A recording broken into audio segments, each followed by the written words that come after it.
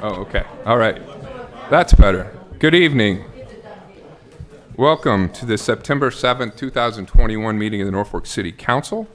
To begin, I will call the meeting to order and call your attention to the Open Meetings Act posted here in the council chambers. If you now please join me in rising for a moment of silence and the Pledge of Allegiance.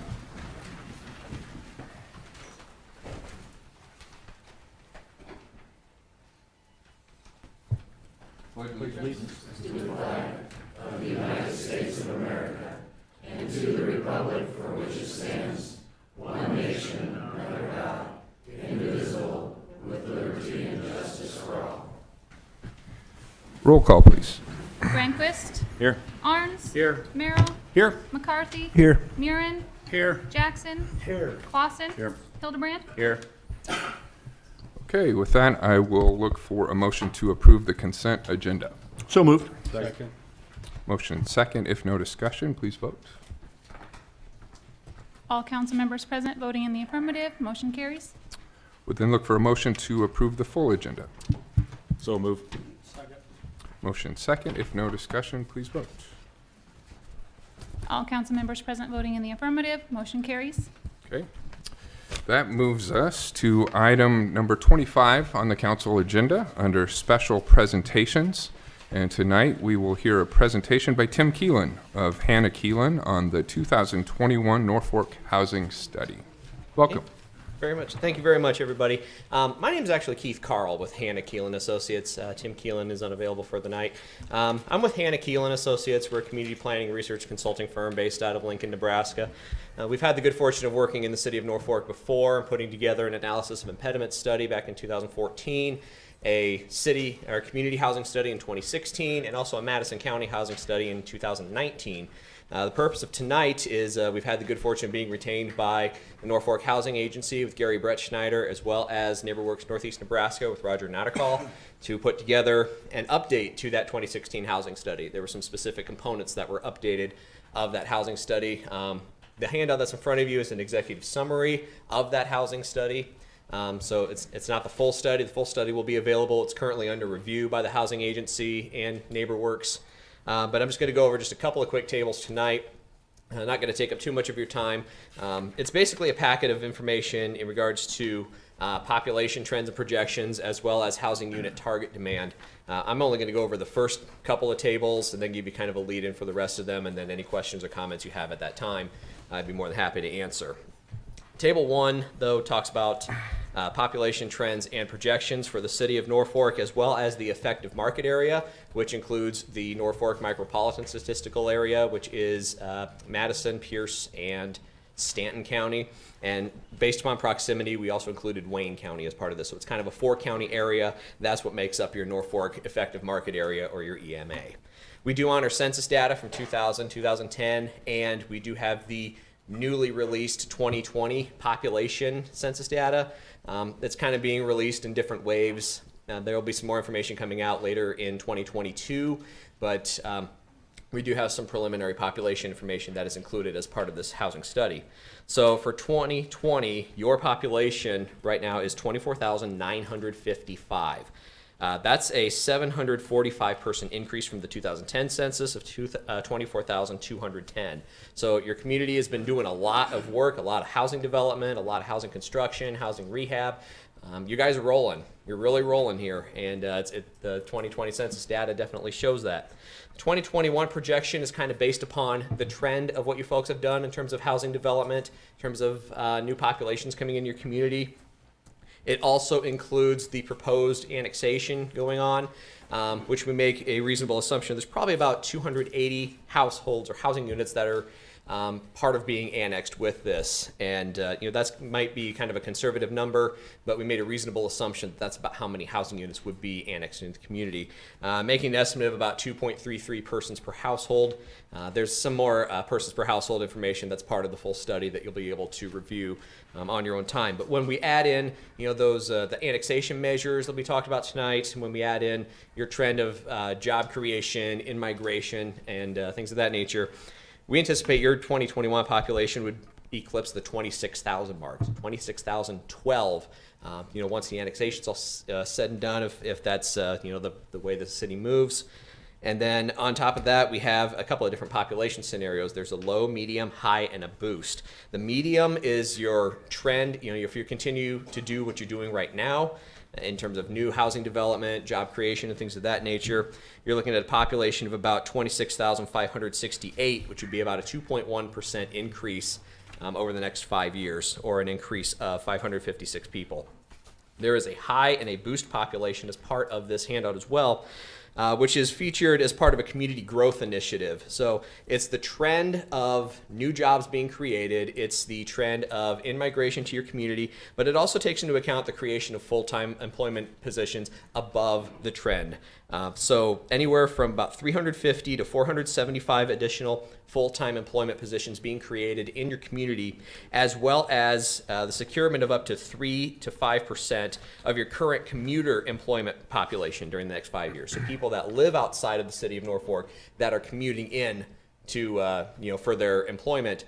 If you capture about 3 to 5% of those persons and those families, this is the kind of growth that you're looking at. So your high population projection to be about 27,383 by 2026. And then the boost population, if you're creating the 475 additional full-time employment positions, that's kind of your max out population, almost where we think as high as you could go within this 5-year period, and that puts you at 27,498. So there's some pretty significant population growth that we think is going to be happening in the community, and some of it that has already happened as a result of the 2020 census, as a result of the jobs you created, as well as the new housing that you're building and things of that nature too. On table 2, we take all of the data that we've compiled for the housing study, which includes, as I mentioned, census data, American Community Survey estimate data, but we're also taking a look at, more of a boots on the ground approach. How many housing units have been built in your community? We're looking at data from the Madison County Assessor. We're doing, our own field analysis of being in and out of the community, driving up and down the streets and seeing what's new, what kind of activities have been going on. And we come up with a estimated housing unit target demand for your community. You can see the asterisk down there, kind of what all goes into that number. It's a target demand that's based on the expected new households. So it's the trend of households in your community. What's been your increase or your average increase over a 5 or a 10-year period. Cost burdened households. If you're a household that's spending 30% or more of your monthly income on rent, mortgage payments, utilities, general maintenance, upkeep, and things of that nature, you're technically considered cost burdened by HUD's definition. Replacement of occupied, deteriorated, or dilapidated housing units. Owner and rental housing vacancy deficiency. This would be creating a 6 to 7% vacancy rate in your community of sound, decent, available housing, which right now the vacancy rate in the community is right about 2.5, maybe 3%. So, that there is a deficiency as it relates to both owner and rental housing within the community. So, to ramp up your housing efforts and make housing available, you're providing choice for that prospective buyer. Secure current commuter employment. We talked about the 3 to 5% earlier. Pent-up housing demand. If you think about this situation, it's kind of a water behind the dam scenario. You have people in your community or outside of your community that want to move in. You have people inside your community that want to change their housing situation, but they can't do so because what they want is not available. So you're making a reasonable assumption that there's a certain percentage of that that would be wanting to acquire a new housing unit within your community. And then a 5-year development capacity. When we come up with a much larger number than this, what we have for your target demand, and then we have to bring it back down in terms of the amount of land you have available to build on, in terms of the financial resources you have available in your community as well. So we're using probably about 45% of that total target demand number to come up with your housing unit target demand. So based upon your medium population projection, you're looking at about 769 units over the next 5 years. That breaks out into 427 owner and 342 rental housing units. Now, one thing to note about that number is that there's about an estimated 275 housing units in your community right now, look at earlier. So you can kind of see there's definitely a lot of housing that's needed in the community. There's housing that's being built in your community, and I think you're right on track to be meeting these goals over the next 5 years. This projection, the 769, also includes a downtown housing unit demand of 74 housing units, 34 owner and 40 rental, as well as an estimated workforce housing unit demand of about 427 units. So of the 769, about 427 should be built to accommodate the workforce population or the workforce sector of your community. That breaks into 245 owner and 182 rental housing units. There is a portion of this total demand that should also focus on purchase, rehab, resale, or re-rent housing activities. In other words, taking dilapidated housing or deteriorated housing and fixing it up and putting it back on the market, that it then becomes a viable housing unit for somebody to occupy. So there's a lot of different information that goes into that table. The other tables in the handout kind of take those numbers, specifically the 769 total housing units for your median population projection, and breaks it out into different income sectors: your low income, your moderate income, and your upper income. You know, how many housing units are needed for those particular income sectors. How many housing units are needed for specific population groups, like your families, your elderly, persons with special needs or special populations. We also take a look at price products or price ranges, you know, for your low, moderate, and upper income. Kind of what's the affordability range or the average monthly rent or average affordable purchase price for that income sector. So it kind of gives you a target for, you know, if you're building within a certain price range, you know, how many housing units are going to be needed within that price product category. And finally, we also look at demolition and replacement of dilapidated housing, as well as moderate to substantial rehabilitation of existing housing. So there's a lot of good data that goes into this. This also kind of comes out into a 5-year housing action plan that is part of the full study that specifically details activities and projects or housing development initiatives over a 5-year period. And then finally, we tie in local, state, and federal funding sources that can potentially assist with the buy down of a housing project. So there's a lot of good information within this housing study update. I encourage you all to take a look at it once it is finished being reviewed by Norfolk Housing Agency and NeighborWorks Northeast Nebraska. At this time, I'll take any questions or comments you might have on what I presented to you or about moving forward with the housing study. I'm more than happy to answer your questions at this time. All right. Thank you, Carl. Right. Any questions from the council? I've got one in terms of the study itself, speaking to or giving any indication of what type of housing product it might most be in demand in the city.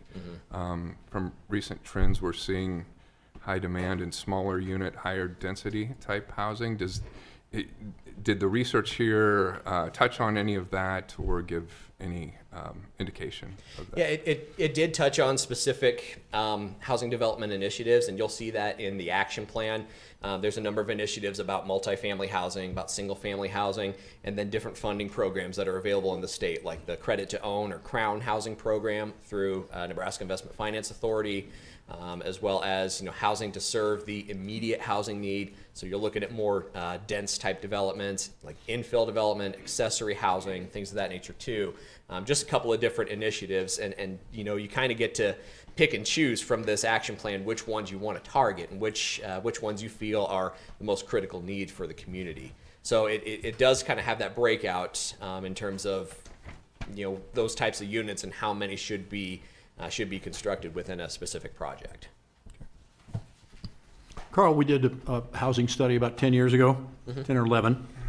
When you got to working on this thing, did you happen to go back and take a look at whether the assumptions that were made in this study came to fruition? Good question. We looked at the 2016 housing study because that was the last one that we had completed, Right. Just specifically for the city of Norfolk. And then there was a 2019 housing study that was for Madison County, but it did have Norfolk data within that. So we've kept up since 2016 on what the economics have done in Norfolk, what kind of housing development has been going on. And you take a look at things like Legacy Bend and Victory Village and those different development projects, and just how many units are being developed with those, and those projects, also with the Norpark subdivision too, and then all the stuff going on out northwest. I mean, there's been a ton of housing development that, in all honesty, has kind of exceeded our numbers even from 2016.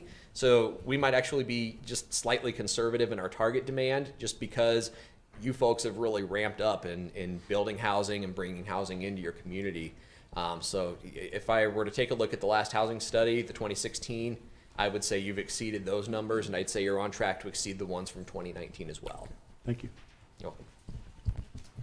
I do have a question. Okay.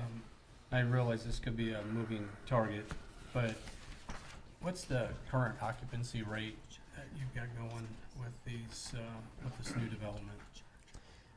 With the new development itself, I'd have to go back and look at some of the tables that we have, but we did kind of an analysis on rental housing, comparable rental housing programs in the community, and we found there were quite a few of them, if not all of them, had at least an 85% occupancy or higher. And I'd probably say there was about half of those that were 95%, even 100% occupied. So there's definitely that demand, for at least on the rental housing side. There's definitely demand for that in the community. Thank you. And what is a healthy occupancy rate? 6 to 7% is what we use in our office. Okay. And right now you're sitting at about 2.5 to 3%. Thank you. You're welcome. When the study is complete, will that be given a copy of that to staff here, so then that can be put on to the website? I think Gary at Nebraska or Norfolk Housing Agency has talked about doing that, or at least having the study available. And I think Roger might be doing the same with NeighborWorks, Okay. Northeast Nebraska. So yes, it will be available on websites, and I'll make sure that he gets a copy to you folks too. Thank you. Any further questions? Doesn't look like it. Thank you, Carl. Thank you very much. Appreciate it. Appreciate your time.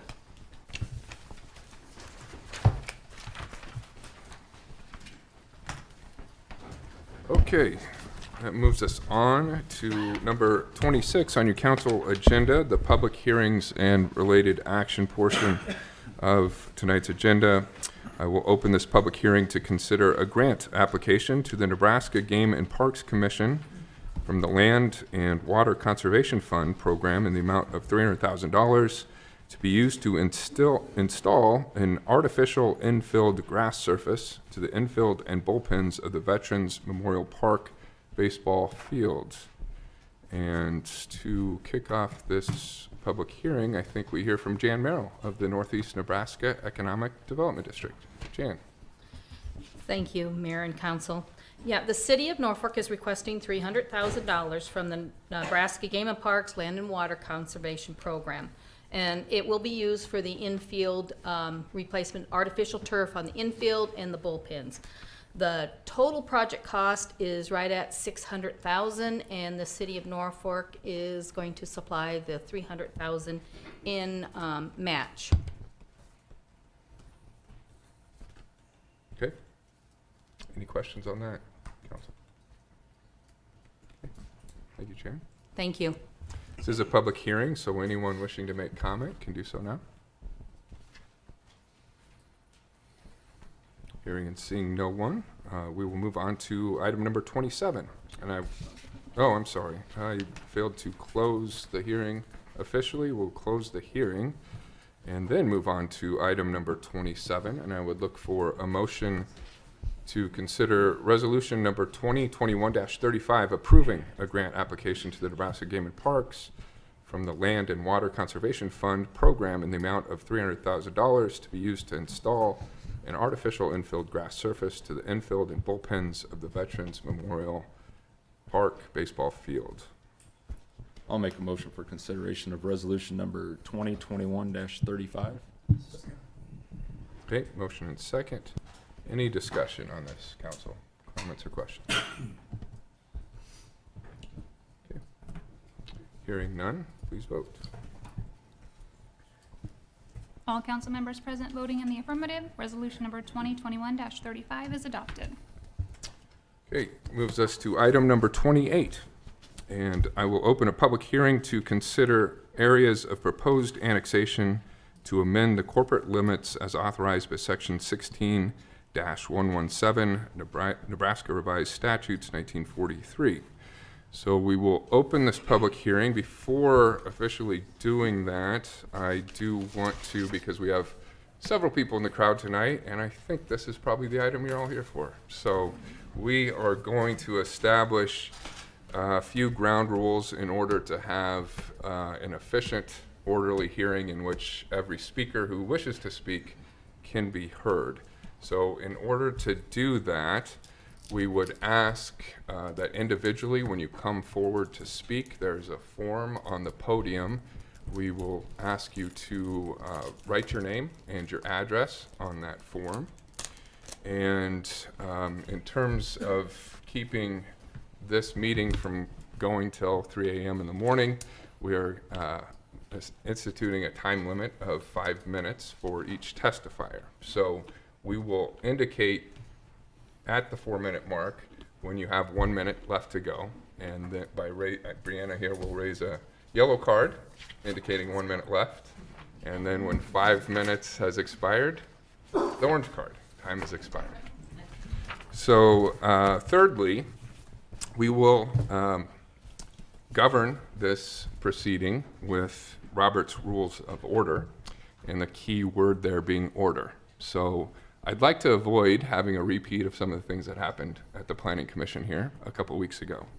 And that is all for the purpose of having, again, a meeting in which every speaker can be heard and respected. And so in order to do that, emotional outbursts of any kind that detract from that goal will not be tolerated. If that kind of activity happens, warnings will be given. If it persists, we may have to ask people to leave if we can't all behave like reasonable, rational adults and have a conversation in which we learn and listen to each other. So, with that, to introduce the topic at hand, I am going to make a few comments and then ask staff to give some background on why we're here and what this annexation plan is and why it's being proposed right now. So I'm going to walk through just briefly the hows, whats, and whys of annexation. Before that, I think we have a couple council members, at least, that have something to say regarding the issue. Your Honor, I will be abstaining from this topic. Your Honor, I'll be abstaining from this. And Your Honor, I'll also be abstaining from this. Okay. All right. So with that, annexation, and how did we get here tonight? So annexation is a process in which cities adjust their existing boundaries to reflect the natural growth of the community. Norfolk hasn't done such a thing for several years, several decades, in fact, and during that time, the city has essentially grown beyond its boundaries. New developments in neighborhoods have essentially seen us outkick our coverage in terms of existing city limits, which no longer, if you look at the map, make logical or functional sense as they outline the community. So recognizing this, in 2017, the City Council commissioned a study with Olson Associates, which is an independent consulting firm that was brought on to do an analysis of the annexation potential around Norfolk. So the study ultimately recommended annexing about 25 different areas in every direction of the community, north, south, east, and west. All of these documents have been published over the last few weeks in terms of public notice. They can all be found on the city website. The proposed plan was finalized in late 2019, and this council was prepared to bring it forward for consideration in early 2020. But as we all know, COVID-19 hit, and with that came restrictions, including the limitation of public gatherings. And given that, City Council decided to press pause on the plan until public gatherings were again, like this one, were again allowed and economic conditions stabilized. So that brings us to today. Early this year, in 2021, staff devised a plan to roll out the annexation process. It is all spelled out in Nebraska state law as to how it has to be presented to a community. So that officially got started a little more than a month ago when the City Council approved an intent resolution for the annexation plan.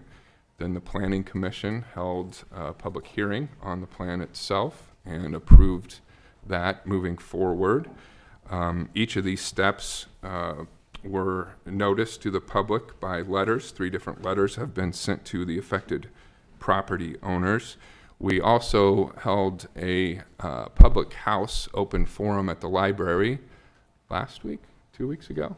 Can't remember anymore, 2 weeks ago, at which people could come in and ask specific questions about the plan and how it affects them. We wanted to do that in a setting that was not limited by time constraints like a public hearing. And so we had staff and city elected officials there and different stations with each map where people could come forward and ask questions regarding the plan specifically. So these questions, since annexation doesn't happen regularly, are completely natural. I would have many of the same as some of those that I've heard from affected landowners. Again, why do we do this? In short, cities, again, annex on occasion in order to facilitate orderly and efficient growth that maximizes the utilization of public services. And not adjusting to this growth can really put strains on existing infrastructure and limit new development moving forward. I will stop talking here in a minute. I think I just want to conclude here by saying annexation, again, isn't a regular occurrence. Norfolk has not done it on regular occasion in the past, and we've gotten to a point now where, in my opinion, my perspective, if we don't do it, we will be boxing ourselves in and limiting our growth as a community. And it's necessary to adjust our boundaries in order to reflect the real-life growth that we've seen and prepare for new growth to be served by city infrastructure moving forward and provide for the fair distribution and maximum utility of public services that benefit all of our citizens. So with that, I told you I would stop talking. I will now kick it over to city staff to address some of the frequently asked questions that we've gotten on this to this point, and then we will move into the public hearing stage.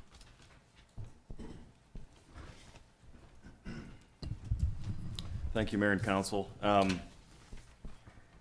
Well, I'm going to just start by touching on a few things that I have heard and the staff have conveyed to me and that we've discussed amongst ourselves here based on some of the questions that were at the Planning Commission public hearing, they were at the open house, and some of those that some staff and elected officials have received from some of you individually as well. So I'm going to read this because I tried to summarize this actually to the council in a memo. So I'm going to read the same thing just for your all benefit, and I hope that will help guide some of the questions and perhaps even alleviate some of the major concerns and some of the uncertainties and confusion that can come with something like this. So, so streets in particular seem to be a significant topic of discussion with respect to annexation. Realistically, there are 2 basic events that need to occur for the city to extend streets. 1, a request from a property owner or owners that desire to have paving in front of their property. And 2, a development project or subdivision that takes place requiring pavement, which is also owner-driven. In both these instances, the city would need to assess all property owners along the proposed street.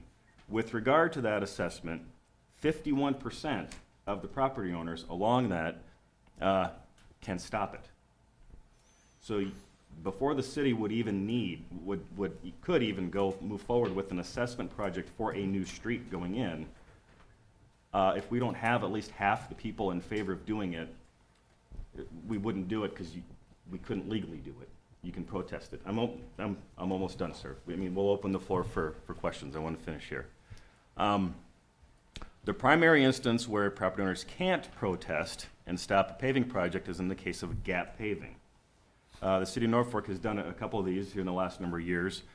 Georgia, Square Turn Boulevard, and there were a couple of others. But in those, it was limited in length. 2 blocks. And in all angles, it was surrounded by paved streets, curb and gutter, sidewalks, and everything. So those you cannot, but that is the limit. You can only do a couple of blocks with the gap paving. So new streets being installed in Norfolk are developer-driven. So a lot of the ones we'll see now coming up in the community are developer-driven, and those assessments will be paid by the developer as lots are developed, but the developer bears the cost of those assessments regardless. Or in many cases, the developers themselves are putting in the streets and then giving it to the city once they're all finished. So history would demonstrate that the city of Norfolk has not preemptively paved streets and assessed those costs without it being driven at least in some part by the property owners themselves. Notwithstanding the fact that just over half of the property owners can legally stop an assessment project, it makes no logical or financial sense for the city to design, build, and assess a new street if nobody in the affected area wants it. Time and money would be wasted. Our existing streets need a lot of work, and our time and money is better spent on replacing and restoring them. I'm going to use an example here. Not that it won't ever happen, but I see no reason to pave SID 10, which is Haasi's, south of Eisenhower, unless the property owners want it, or there is a project or a subdivision that makes it necessary in the future. And in both cases, the need will need to come to us and not the other way around. Again, 51% of affected property owners can stop a street assessment project, and that is based on frontage. So there's only 2 owners, and you have one owner that owns more than half of the total frontage of that area, even in large parcels, they can stop it. Water and sewer are different in that we can extend and assess utilities without being annexed. So if that was our plan, we would have done it, or we will do it whether annexation takes place or not. However, history would also tell you that with the exception of the Rosh Dam Sewer Interceptor and the Northeast Industrial Utility Extensions, our water and sewer extensions were requested by property owners whose systems were failing, and the city again took on a significant portion of those costs.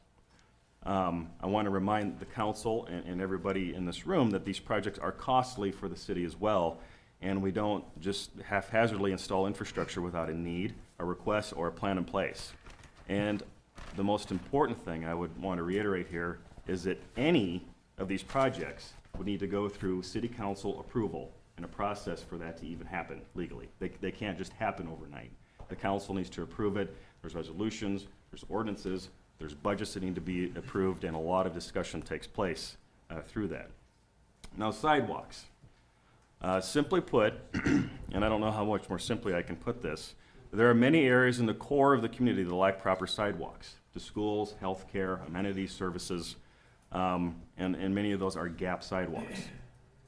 So if we would force sidewalks, our first priority would be areas where there are gaps and a lack of sidewalks connecting people to schools, critical services, and amenities. There would be no reason to force sidewalks along the outer edges of the community before the central areas. And I think the discussion of sidewalks specifically has been a tense one. And again, the gap sidewalk would be one where the city council would most likely pursue that avenue first. And those are areas that are in the more centrally located part of Norfolk. There are many areas of town without sidewalks that have been in town for decades. And obviously those would need to be addressed as part of a process first. So anyway, I wanted to touch on a few of those things, Mayor and Council. Staff are here to answer questions if there's any clarification on that, or if there's any additional questions, we'd be happy to, our team here would be happy to answer any of those you might have. Okay. Thank you, Andy. And for those who might be listening online or watching online who can't see your nameplate, that's Andy Colvin, our city administrator. Other staff that you might hear from or interact with tonight are Steve Ramus, Public Works Director. Everybody kind of wave. Brianna Durst, our city clerk. Danny Myers-Noli, our city attorney. Val Grimes, city planner. And Randy Gates, our city fiscal officer. So with that, we are ready to open up the public hearing. Anyone wishing to make comment can do so. Again, with a reminder that you have one chance to speak and you have a 5-minute time limitation. Bear with me because I shake when I talk in public, so just be kind. Can I do this after? We'd like to have you sign in as you come up. just so we get it done.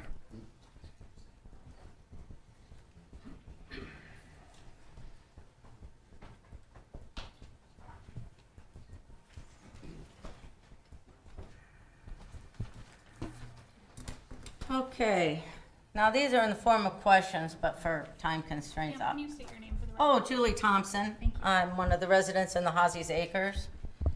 Just to give you a little quick background, I have lived in the Norfolk community for over 20 years. I purchased that home after my parents died, and I chose that home as their gift to me from their estate, what I received for my funds, just so you know. I thought this was going to be my forever home. So I would like to know how many council members went to the proposed annexation areas and looked at the layout of the properties in question.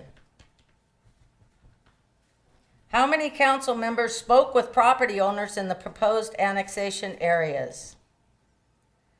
Prior to this meeting, did any council members raise objections to the proposed annexation? Prior to this meeting, did any council members raise any concerns regarding the proposed annexation?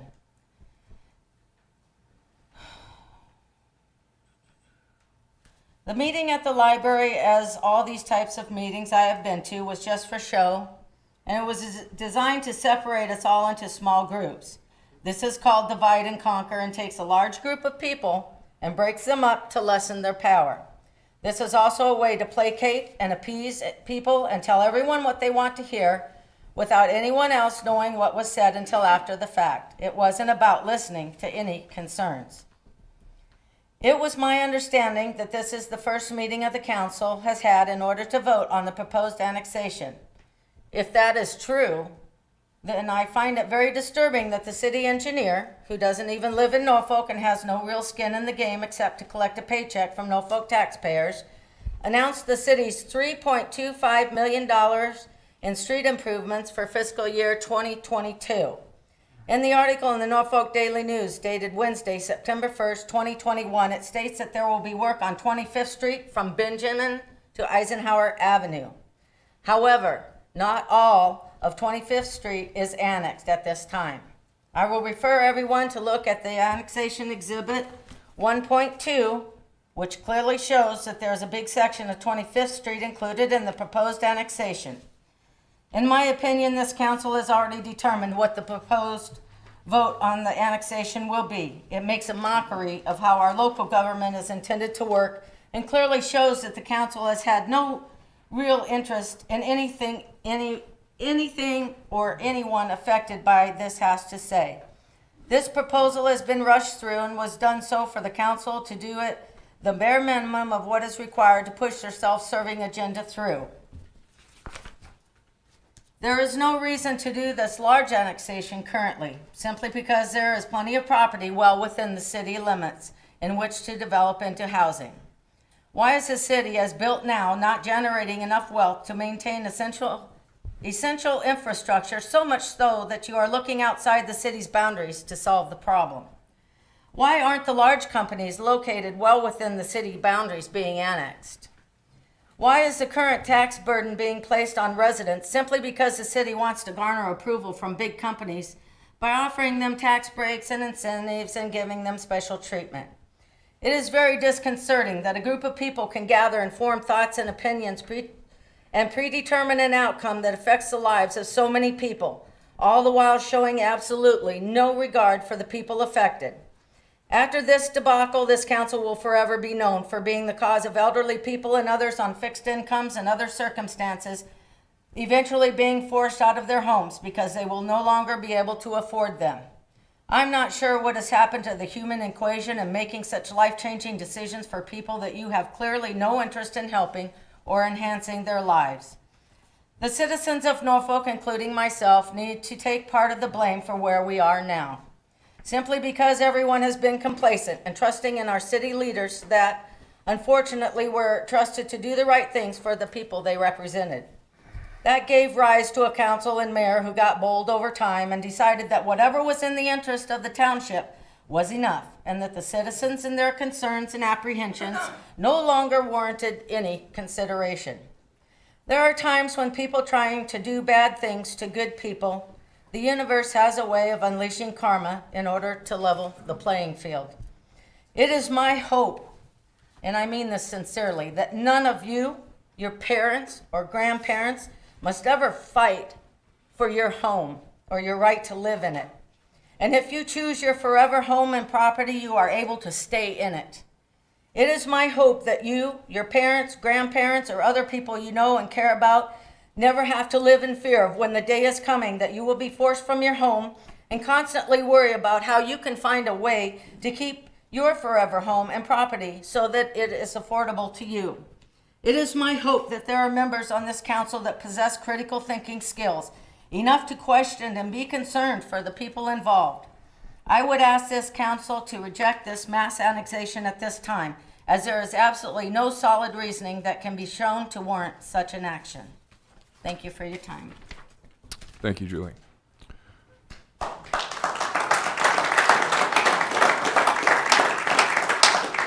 Applause is an outburst that we do not facilitate within our public hearings for the sake, again, of having an orderly, efficient meeting in which everyone can be heard and respected. Good evening, sir. Council, Mayor, my name is Pete Becker. I live in Norfolk. Comment of what Carl stated to you folks earlier. You're doing a bang-up job. Why are you wanting to rock the boat? Things are really cooking, he said. Why are you messing with it? The other comment, 51% for paving, for sidewalks, so forth. All of those promises are good until somebody else gets elected. And then the rules change completely. We get a new engineer, we get a new mayor, we get a new council. All the promises don't count. I've handed out a little questionnaire, or I had some questions for you guys, and each of you have a copy of it. And I'd like to go over a few things with it, and hopefully you can answer my questions. I live in District 1-1. My tax rate now is 1.654. The city tax rate is 1.946. That computes to 17.5% increase just in the property tax. And that's for last year. What are my budgeted taxes going to be for next year? This is a copy of the September 1st Norfolk Daily News. It has your budget in here. It has your budget requests. It has your disbursements. I'm not an accountant, but I know you can't disperse money unless you collect money. The 2019 and 20 actual disbursement and transfers were 39 million and some change. The actual estimated disbursements for 2020 and 21 were 55 million and change. 21 and 22 proposed budget is 75 million and change. Has anybody calculated what those percentages are? From year one to year, or from 19 to 20, they went up 40%. 20 to 21, 39%. Compounded, that's an 88% increase in 2 years. 88%.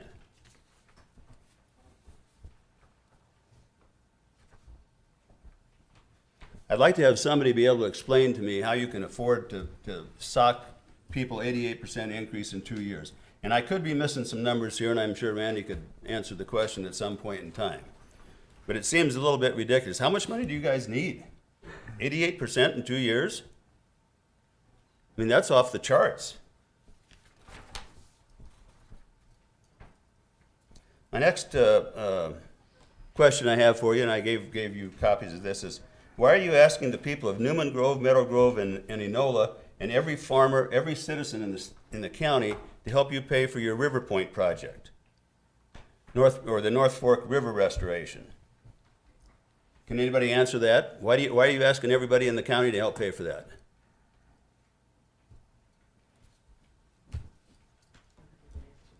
In what way have we asked those other communities to help pay for it? Yes. In what way? You've got a request before the county right now for $250,000 to help pay for that River Point project. Okay. That's how you're asking everybody in the county to help pay for it. It's not a request from the city of Norfolk, Who's it a request from? the Growing Together organization, I believe. And I'm not sure how this is relevant to the annexation discussion. It's relevant to how much money you guys need. You're spending money like drunken sailors. there, for a city that has the third lowest property tax levy in the state of Nebraska and hasn't increased taxes for how many years in a row? Do you know? You're saying that? Do you know why? Do you know why you haven't had to? You have the lowest, or you claim to have the third lowest of cities of your size. You make way more funds on NPPD's lease than any other city comparable to Norfolk. Take Columbus, North Platte, Kearney. Same quality of cities. You're getting a bigger kickback from the NPPD than any of them. That's not true. Who's getting a bigger kickback than Norfolk? All of these municipal customers of I- NPPDs have the same. Again, this is your time. This is your time. So if you want to talk about NPPD rates or annexation, it's your choice. You're talking, that shouldn't go against my time. You're asking questions.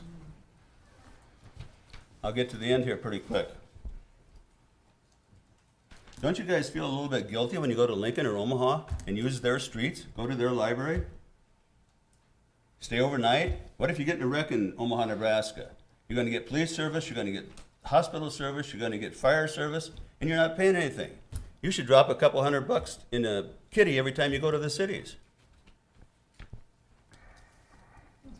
I don't feel guilty. I live outside the city. I live in District 1-1. My wife and I have owned property within the city limits of Norfolk, Nebraska since 1969, continuously, and just about always more than one property. My wife owns a Main Street retail store in Norfolk, and she's owned it continuously and ran it for 39 years. And you're accusing us of being freeloaders because we come and walk in your park once in a while. Why is this a all or nothing situation? Why don't you take each parcel and study it? Instead, it's an all or nothing situation. Sir, your time's expired. And we're no different than many of the neighbors where I live. We all have properties in town, or most of us have properties in town. Okay. Thank you for your testimony. Would anybody like to forward their time so I could get a couple more questions? That's not how this works. Sir, everyone has 5 minutes. It's fair across the board. That's how this Okay. was set up. I'll say this as I'm going back to my chair. All those in favor of annexation, raise your hand. Sir, that is not in order for this kind of hearing. You've had your 5 minutes. Thank you for your testimony. Next testifier, please. This is going to come back to bite you.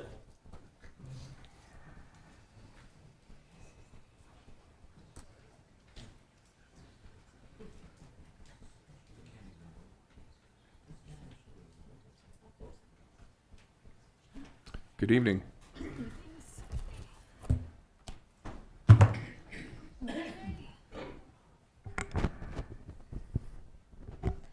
My name's Nicolette Geiger. We live in Eastern Heights, 1.4.2.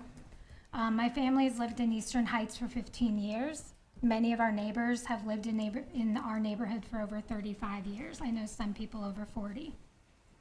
Many of us aren't here just because we're worried about sidewalks. Of course, we're upset because of how this whole annexation came to be. So I think you need to appreciate the fact that we are talking about our individual homes where we live. This isn't just another item on the to-do list. Now, even if we can set aside the fact that from the very first letter that we received about August 7th, because it was dated the 4th, to the final reading on October 4th, which is less than 2 months, that it is September 7th today, which gives us only 28 days until the final reading, and we're finally able to have an opportunity to speak where we can share our opinions to the council as a whole, and that we still don't have all our questions answered, especially since some of us have received conflicting information, especially after the meeting at the library. We would still be against this annexation for numerous reasons.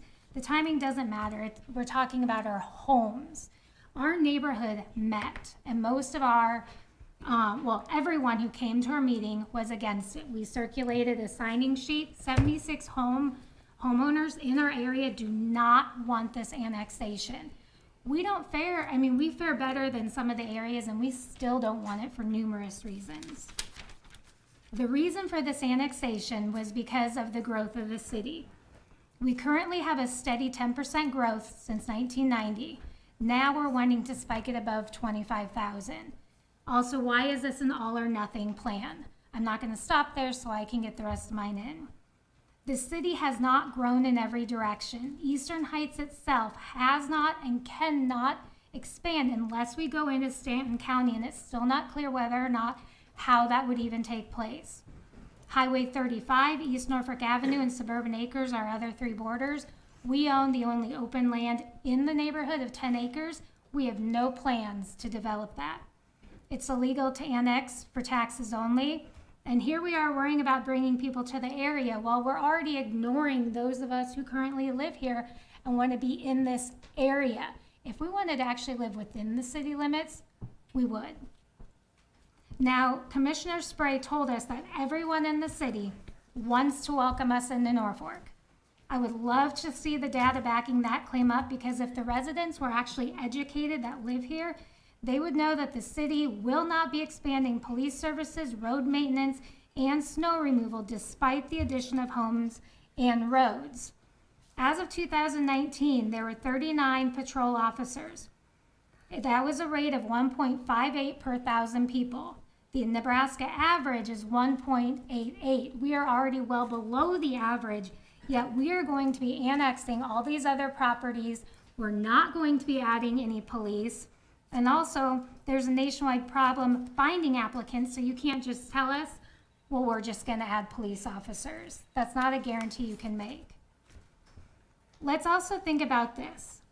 If most people have come up to you and told you that we're against the annexation, that it's an all or nothing plan, don't you think that the city should take the time to reconsider it?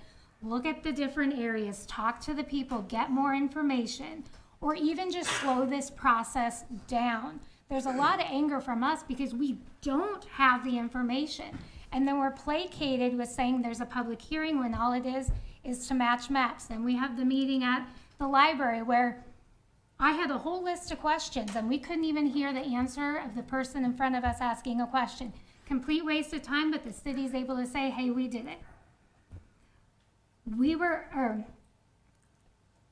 we were at the commissioners meeting in August, we were told that we couldn't really express our opinions, but every commissioner who spoke said that they agreed with the plan, even though they were only there to match the map as well. They all said they were for the plan. This was a month before we even get the opportunity to talk how we feel, the people who actually live here.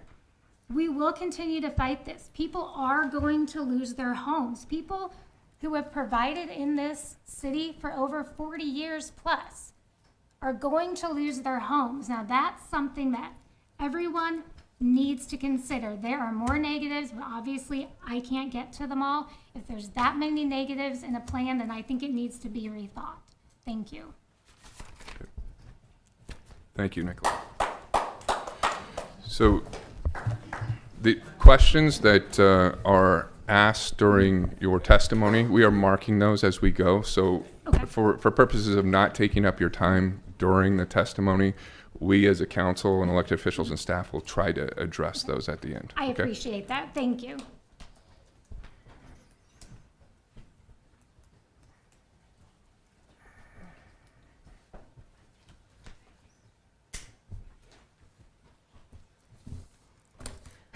I would like to address and correct the quote by Mayor Josh Moaning. that- Ma'am, can you Oh, say sorry. your name, please? Gina for us? Lindsay. Okay, thank you. I would like to address and correct the quote by Mayor Josh Moaning that appeared in the Thursday, August 26th edition of the Norfolk Daily News following the open house held at the library regarding the proposed annexation, along with comments from the letter to the editor in the September 4th edition.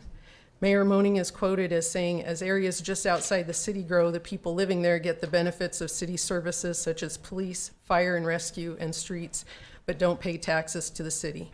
This statement is simply not true. Those of us living just outside the city limits do pay taxes to the city of Norfolk. Randy Gates, finance officer for the city of Norfolk, told me that we pay a separate tax to the Norfolk Rural Fire District, which is the city of Norfolk, to have fire and rescue services available to us. I live on the eastern side of Norfolk where there are 45 properties. My personal tax liability for fire and rescue is $96.48 per year. If I use an average of $90 for those 45 properties in my area, that amounts to $4,050 paid to the city just by our small housing area for that service. In addition to that tax, if we do call for an ambulance, we pay an additional 16 cents per mile for the distance we are from the city limit.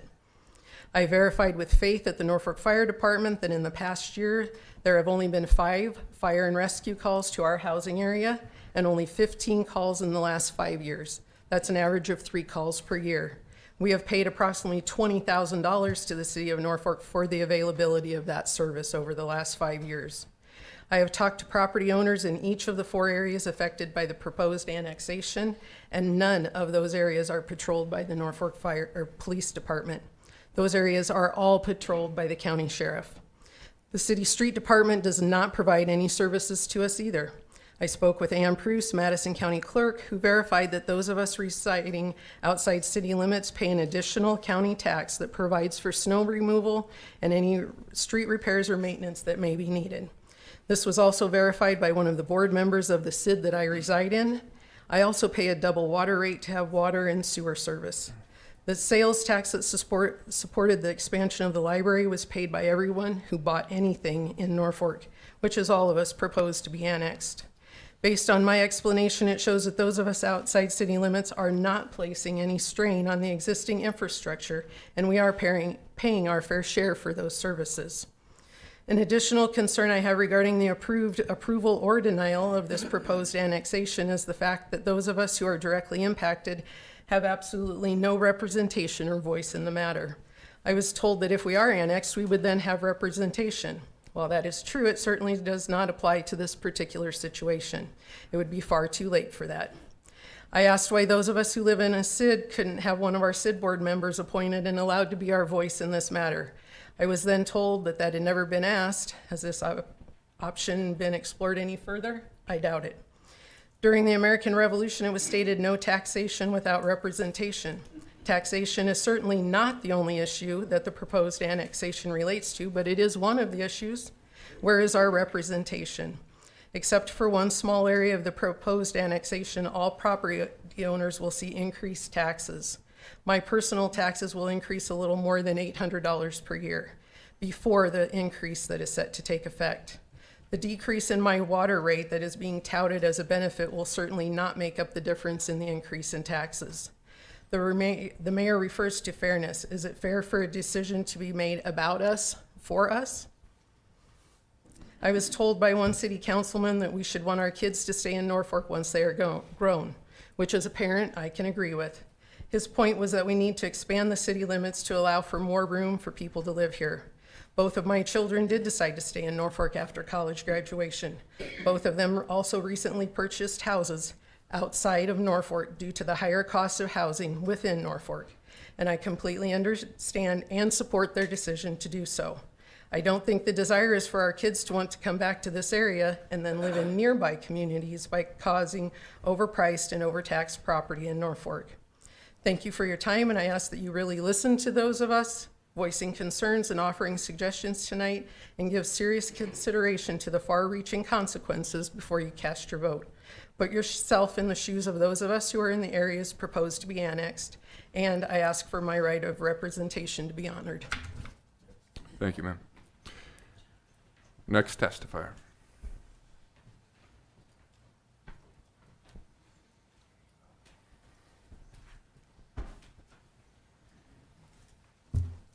My name's Justin Pollock. My address is outside of city limits. I can't speak for everybody here. I can only speak for myself. But I bought a property outside of city limits to have the benefits of being outside of city limits. I have the benefits of being outside of city limits in my budget. So financially, as well as for probably everybody else here, it screws us over. We have to pay a bunch more money, as you said, for nothing. I called the cops. I called the Norfolk Police Department when somebody's stray dog with dog tags was in my yard, and they made me hang up and call Madison County because I am 1 block outside city limits. And Madison County sent a truck over to pick up this dog. I do not use the Norfolk Police Department. I have never called the Norfolk Police Department after or before that. The one time. So you can't say we get any sort of benefits from that. I'm on my own well. I'm on my own sewer. I like it that way. I'm here for a reason, and that's because I've seen petitions going around that I have adamantly been for and signed for this proposal to be voted down or in the least tabled, so you guys can give us better reasons how it benefits us.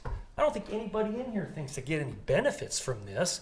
All you talk about is bettering the community. Does bettering the community financially cripple and screw everybody sitting in here and hundreds of more people? Because that's what you're defining this annex as being better.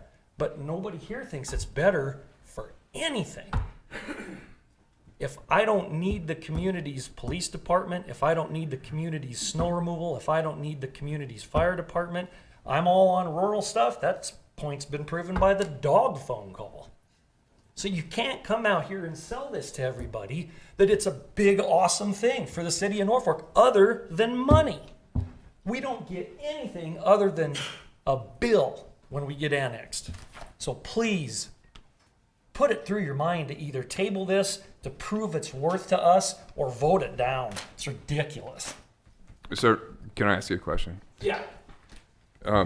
So you said financially cripple. You also said that you live essentially a block outside of I'm city one limits. block outside city limits. So are city taxes, would you then make the claim that city taxes are financially crippling the household on South 8th Street or South 5th Street or anybody else within the city limits Because right now? they're already budgeting for it. You're going to add bills to me. You're going to make my property taxes going to go up. I have to pay more at the courthouse when I buy a car. My life is planned around what I make at my job, what my wife makes at her job, and how we spend our money. So what you're telling me is you don't care that you're going to up all these bills for me. Do I need to go get a job at a higher paying place? Can I put you on my references when I go get a better job? Can I put Mayor Josh Moaning? Because, hey, Justin, I was just hoping to understand the difference between the financial impact between you and your neighbors across the street. There is. In the case of when annexation happens and you will receive gonna full get all city this services, right? But I don't need And you'll be city on the same services. playing field, right? Yeah. Okay. We'll be on the same playing field, but they're not getting a big bill. You're all paying the same rates. There's not different rates for the rates all apply to everyone the same way. What rates? Within the city limits, What right? rate? What rate? I'm making the point that you won't be seeing a unique rate to yourself, right? The rates If apply I get to annexed everyone inside the city same way. limits, my property taxes go up. And my budget is for what my at the property same property taxes are tax right rate now. as the household on Yeah. South 5th Street. Okay. Exactly. All right. But you're not Thank you. adding theirs. Their jobs, their incomes are already based on the property taxes they pay now. Okay. Mine's going to go up for no reason.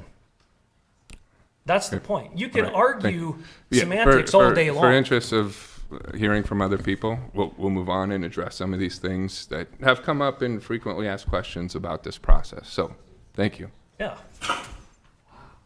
Anyone else wishing to testify?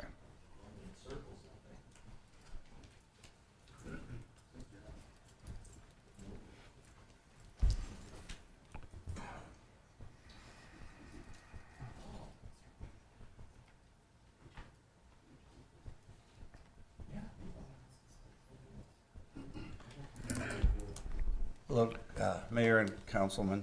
My name is David Lux. I live at 2301 Sheridan Drive in Hosie's Acres, Area 1.2.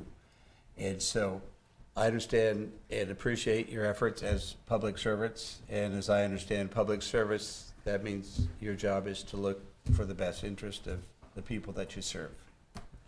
What I see is a lot of service to a map without a lot of thought about how your decisions might affect the people that live on that map. I hear words like outkick our coverage. I don't know what that means. You've already demonstrated you can put sewers where you want to, as far as that goes. And I'm assured that since I'm more than 300 feet, I don't need to connect to your sewer. That is, unless you put in another sewer, as far as that goes. It's already been demonstrated that, we're not getting any police services. Looking at the Olson study, it says the cost to the city will be $41,602, of which $18,000 of that is police service, $24,000 plus or minus change for road and street, and the tax benefit from myself and my neighbors is $40,000. So it doesn't help the city. You cost as much as it costs as much to provide whatever services. So no one in Norfolk benefits from us being part of the city. We're told, well, if we're not annexed, then we can't go beyond that. You can look at a map. You can look at Google Earth. Our neighborhood looks like the other side of Eisenhower. It doesn't look like the inside of the city limits.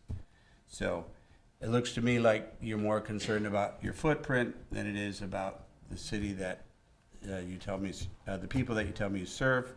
I would just like you to keep in mind that bigger footprints are good for stepping on more people. Thank you. Thank you, Doctor. Anyone else wishing to testify?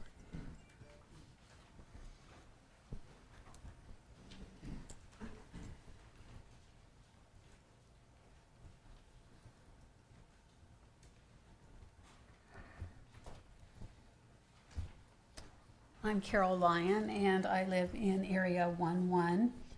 I had some questions regarding dates informing the affected public.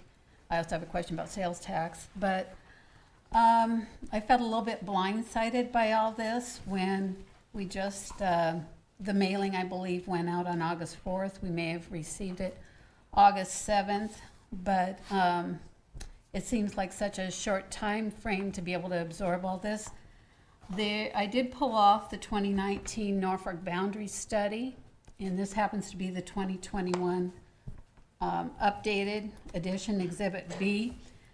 And my question, one of my questions was the original 2019 Norfolk Boundary Study, which was accepted December 2nd, 2019, ever published on the City of Norfolk website so people could look at it at that time? And what was the date when the amended one, Exhibit B, was published on the City of Norfolk website? Mayor Moaning says in his letter to the editor that a plan for rolling out the annexation process was put in place in early 2021 and has culminated now in an intent resolution approved by the Norfolk City Council weeks ago and a planning commission hearing about a month ago. What was the date of the agenda when this plan for rolling out the annexation process was put in place in early 2021? Was it at a city council meeting, or was it just talking amongst yourselves? Or I guess I am just curious of how this rolling out process actually happened. My question regarding sales tax is how much money does that 1.5 cent sales tax generate, and is there a specific area where it is used in the Norfolk City budget? And then other than that, I just have a statement. I chose to live outside of city limits because I could live on an acre of land at the time. I've paid all required property taxes to Madison County for the past 43 years. Within the Norfolk City limits, I shop and I pay the 1.5% sales tax. And then Mayor Moaning talks about people who live on 8th Street. Well, we do have property in town also that we pay Norfolk City property taxes on. So I don't want to be thought of as a freeloader just because I live outside of town. I can think of 7 families, including myself, in my immediate area who also have property within Norfolk City limits. They have entities such as office buildings, retail, land, housing units, storage units, and all of us pay Norfolk City property taxes. In addition, the council might want to research how the City of Norfolk came to acquire the land where the West Norfolk City Fire Station was built. And thank you for your time. Thank you, Carol. Anyone else wishing to testify?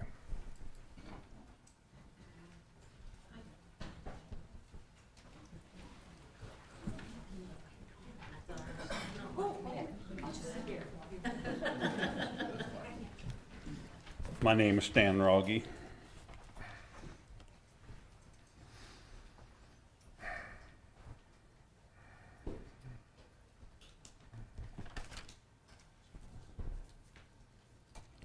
I have land in 1-1 and 2-1, and I've been in the construction business all my life, over 50 years. So I understand annexation. I understand that. I understand where it's going from. But the reason I'm here is not because I'm getting annexed, because I'm not going to be serviced as well after I'm annexed as I am now. Because I look at the city streets. 15 years ago, they used to have a bid levy. They put $750,000 in the budget every year, and they had street improvements, and then the city guys did their work. Well, that got taken out because they decided to build sidewalks all over town, so they spend $500,000 a year on sidewalks for several years. And our street been armor coated twice in the last 4 years, maintained well, snow removal's well. I have nothing to gain. My taxes are going to be about $3,000 between my two properties a year, and I can live with that if I got something for it, but I'm going to get less for it. That's what my problem is. That's the only reason I'm here. Because I see Prospect up there on the street, they put all this red concrete in there, all these fancy speed bumps. They said it was why? Every street in town needs a speed bump, then if that street needs one. Every street should have one. They should have pretty red concrete by their sidewalk, right? Should all be equal, shouldn't it? Everybody should get that. Why that area got it? They could have taken the money that they spent on the extras on that street. I know concrete, I know bidding. They could have replaced 2 more blocks and spend it on needs. Not once. That's the problem. When I started in business 50 years ago, an old guy told me, he said, Stan, spend your money on your needs, not your wants. Your wants will get you in trouble. And that's what I see the city's doing, spending all their money on wants, not on needs. And that's what's going to happen to us in our area. We're not going to be taken care of. I know we're not. Thank you. Thank you.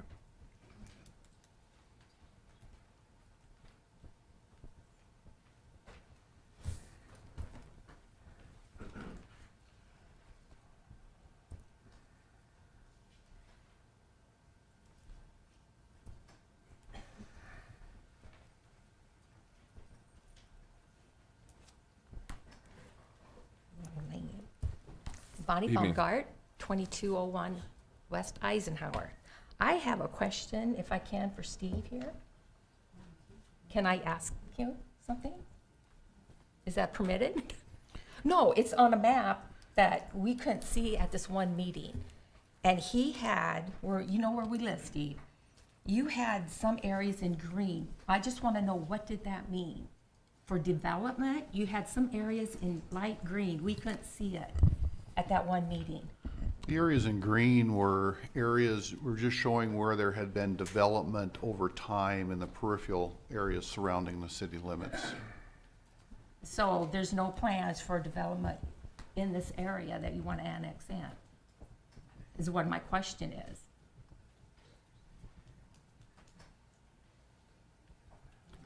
You know, just in our neighborhood there.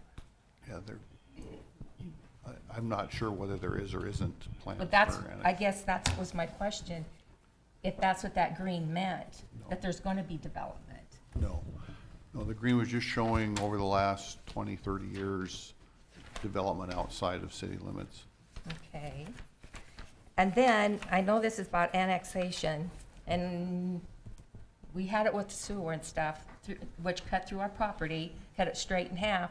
And now we have Blackberry Hill coming down, water and all, and it's eroding our trees out. And Steve, you've been out there. And this last rain we had, oh my God, I mean, it's terrible. We don't know where all this water is coming from. And you were out there, you said you're gonna do something, but we just can't figure out, where is all this water coming from? Ma'am, I think that's a conversation we know. can probably have outside of this, Yes. since it deals with another issue, but we want to stay on topic with annexation. Well, I think that's about it. Am I 5 minutes up?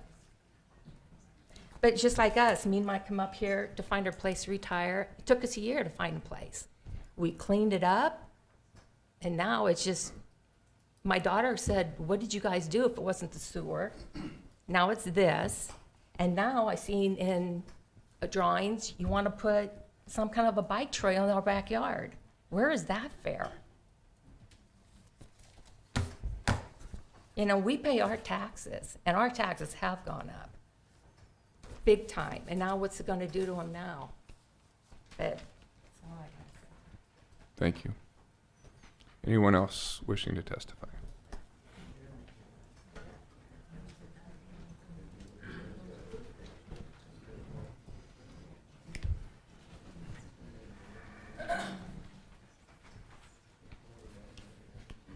Evening.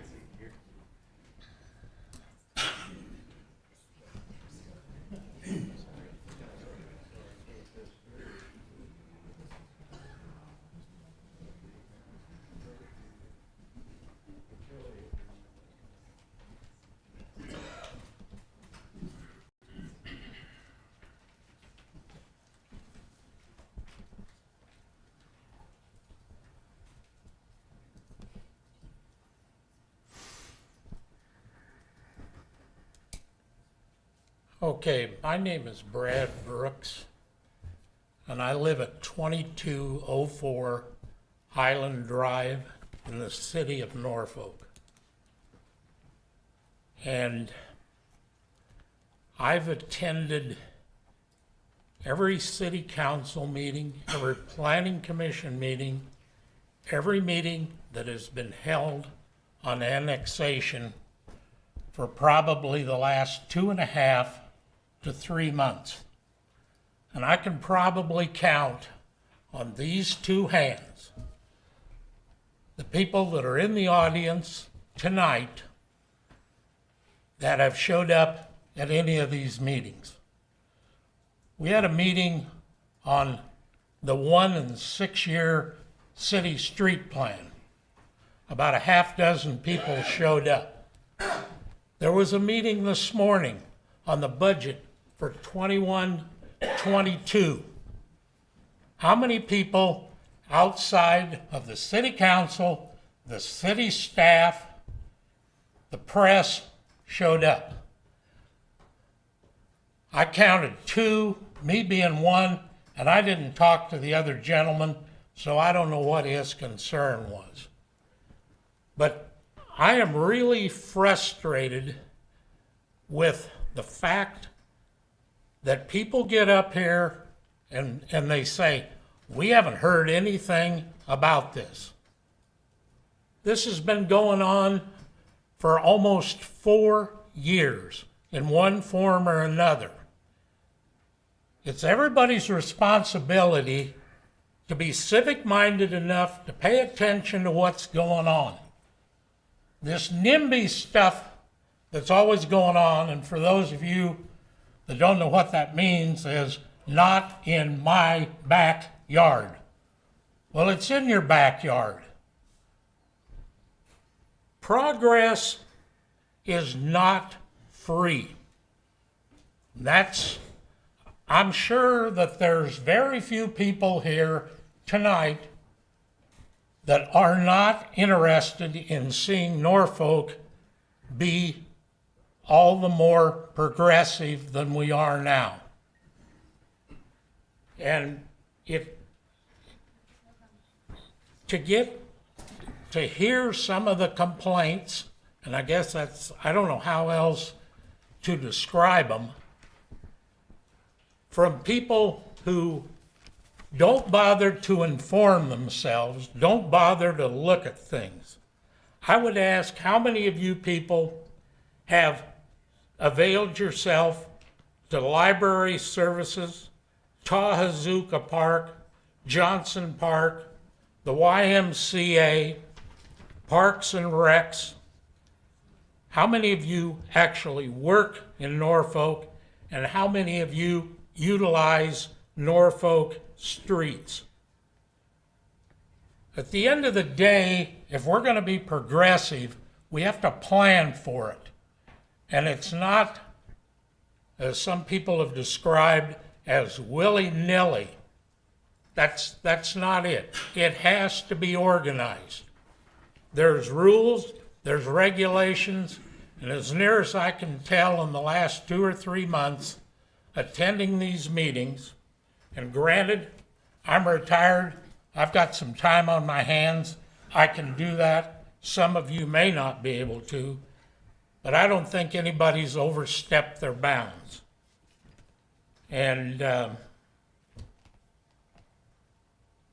I just wish that more people would be more concerned about everything that's going on and not so much worried about my little piece of it.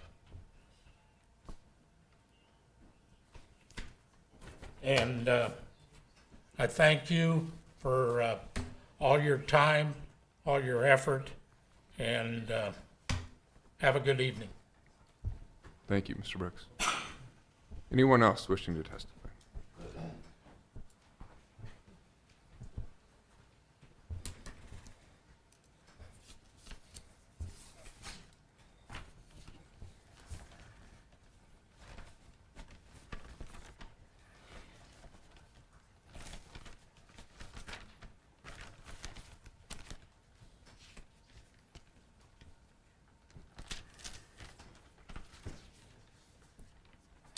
So my name is Eric Fossum, and lived here my entire life, except for going to school, college, and coming back. I know some of the people who have spoken. I know some of the people on the council, one's abstaining. I have a unique issue with this, and it might get dismissed very quickly, but it's hugely important to us, and maybe some people aren't thinking about. We live outside of city limits. I have an 18-year-old daughter who has used a school permit to get to and from high school, to get to and from activities, to get to and from everything that needs to be. I have a 14-year-old daughter who's just on the verge, and we were counting on that for her. We have a 10-year-old daughter who we were counting on that for. There is no safe way into the city of Norfolk from where we live, on foot or on bike.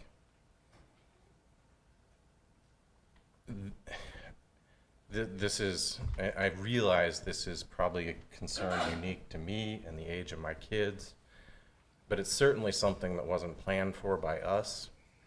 And I think the challenge that a lot of people have here is, even having grown up here, lived here, and known everybody, the first I heard of this was not very long ago. And so our ability to absorb, process, learn, and plan for this has been about this long. And so, you know, while I'm not fired up and mad, I understand the importance of growth, the importance of, you know, support of the city. I mean, this has a major impact on my family and our situation. And we really haven't had the time that I feel like is appropriate to absorb, assess, and react to it. That's all I've got. Thank you. Okay. Anyone else wishing to testify?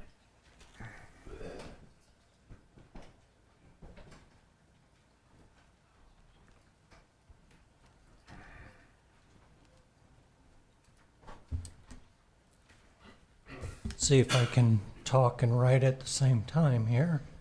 My name's Kirk Morgan, and I live at 2003 Hillcrest Circle, SID 10. First is a question to Mr. Colvin. You were talking about the 51% to need approval to do city roads. Is that a state statute or a city ordinance? That is set out in state law. State law? Yes. Okay. So that probably wouldn't be changed by the city council or anything. My second thing is, with every action is a reaction, whether it's negative, positive or indifferent. My question to the city council is, have you looked at all the effects that this will take place? If you vote on this in October, have you thought, do you have the manpower to go into a winter to take care of the roads with the annexation of all the property?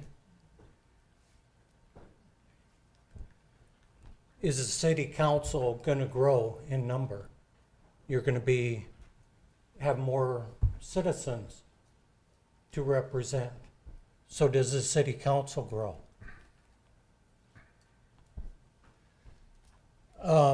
Mr. Mayor, you made a comment just a little bit ago about everybody pays the same rate.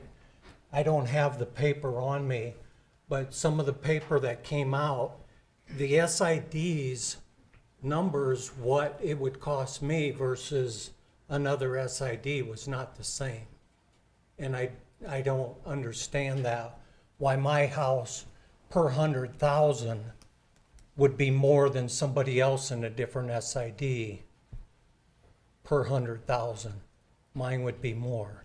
I don't understand how you could say that everybody pays the same amount, but on paper that you have sent out to us is not the same as what you're saying. I don't understand that. So my question is, before you vote on this, have you answered all the questions that have been asked by the people you will represent, because you don't represent us yet, but the ones you will represent? Can you answer these questions before you vote on this? Who's going to take care of the streets? And that's just one. I'm sure there's many more that maybe you've already talked about. But the questions can't be answered later on, in my opinion. You have to look at the big picture of what this is going to, the people it's going to affect, and how you're going to address them, those concerns later on. So, thank you for your time. Thank you for your service. Yeah, I wouldn't want to be in your shoes. I'd rather be on this side of it, complaining. We understand where the city is going. I've lived in this great town all my life. Like many others, I have chosen and we're fortunate enough to purchase a house, an acreage outside of the city limits.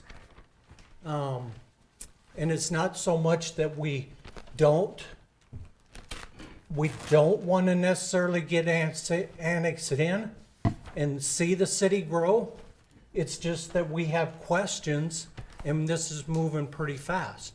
And I do applaud the gentleman from the city of Norfolk, a resident, and his suggestions, but a lot of us are working and cannot attend this every meeting.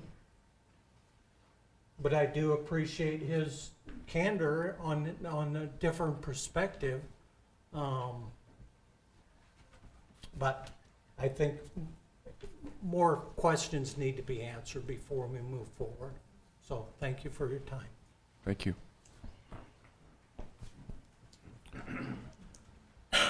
Anyone else wishing to testify?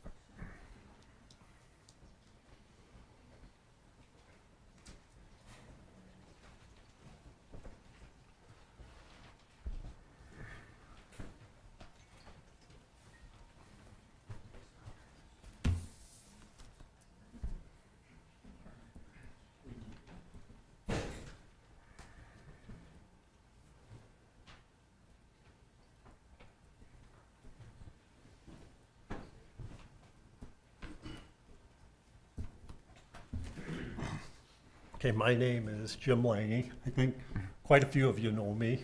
Good evening and welcome. Whether that's good or bad, I don't know. So I would like to say that, I served on the council for 20 years, since 2000. And in that time, after my freshman year, basically, I pursued after city administrator and the other city staff at the time that should we not be doing more than just voluntary annexations? Should we not be looking at this and having the city grow as we go on along? For many different reasons, I was told no. I was told we don't want to approach that. I was also told that, well, we really don't want to do that because when we do that, city council people will get, or city councilmen will get phone calls from citizens, and I'm going, so what's the downside of this? But I was shut down more than once. One of the most startling things that occurred to me, my business purchased a piece of property that came up when the landlord that we were renting from decided that he wanted the entire building that we were in, and we moved out. We found a piece of property. It's at our current location, which is adjacent to Highland Roberts. It is in this annexation study and one of the pieces of property that's being recommended to be annexed that way. At the time that we purchased the property and started building, I asked the city engineer, I said, so what's it take for us to get annexed? And he said, we don't want to annex you. I go, what are you talking about? You don't want to annex us? I mean, we were adjacent, we were contiguous to the city and everything. So I was very frustrated at that and thought, well, maybe this is why I'm getting shut down all the time on annexations. Whether that's the case or not, I don't know. But this annexations, yes, it's going to affect us the same way it affects a lot of other people. You know, our property tax is going to go up. Our property tax is going to go up significantly. But I see it that we are a member of the city, whether we are in the city or not, and that it's part of our duty to you know, when next call comes, is to answer yes. So the other thing, I guess I heard an awful lot of discussion that you know, this wasn't, you know, this is being rushed into and wasn't out there for very long. Well, in 2017, when we finally were able to appoint a firm to do a study of this, it moved on forward. It was public at that time. It came before this council, came before this group. It was public at that time. You know, I don't know why people weren't aware of it. In 2019, when it came forward, excuse me, it was public, and I asked for it to be up on the site. I didn't go to the website to see because I had a hard copy of it, the 2019 at that time. The only thing that I do regret is the onset of COVID, because I was specifically hoping that this would come before the council while I was on the council. As it would have been, the area that was being pulled in, I would have had to sit on out, much like Councilman Orange has to sit out because he owns property that's adjacent to us. But, you know, to me, this is something that has been ongoing. The mayor noted that it's been decades. I've been in this town since 1976. I guess that makes it like 4 decades. And in that time, the only annexations that I could recall were voluntary annexations. In my opinion, that was not the way that it should be run. If there's blame to be put out there on someone, please put it on me then, because this kind of a gathering would not have this many parcels in it if we had completed annexations as we were going along. Excuse me. Ultimately, I guess in closing, the only thing that I'd like to say, what I hear quite a bit is, what is in it for me? And not exactly those words, but in that sentiment. And when I first ran for the city council, one of my quotes at that time was a quote that President Kennedy put forward. He says, "Ask not what your country can do for you, but ask what you can do for your country." I think the same is true here as we are citizens of Norfolk and the surrounding community and areas. So I ask for your support. Thank you. Thank you, Jim. Yes, sir. I have a lady that lives in my ward. She's in her early 80s, and she lived in the community. And that you're probably wondering what this has to, one thing has to do with another. She lives in my ward. She's been in the community since before the 60s. She was here when they were building the floods control area out there, and the city was going to spend $4 million on building that flood control. And the council at that time was ridiculed. She said they were called names walking down the street. Some businesses wouldn't allow them in. And she said it was a bad thing. And it was too bad because they had an important decision to make. Just like we have an important decision to make today, going forward. And the one thing she said that she wished they could see now, after the flood, the last flood, of how much that flood control saved them and the city on a decision that was made that was not a popular decision. And it was for the good of the community. But people then didn't see it in. So I just want to make that point. I thought it was an interesting story. Thank you, Councilman. Anyone else wishing to testify?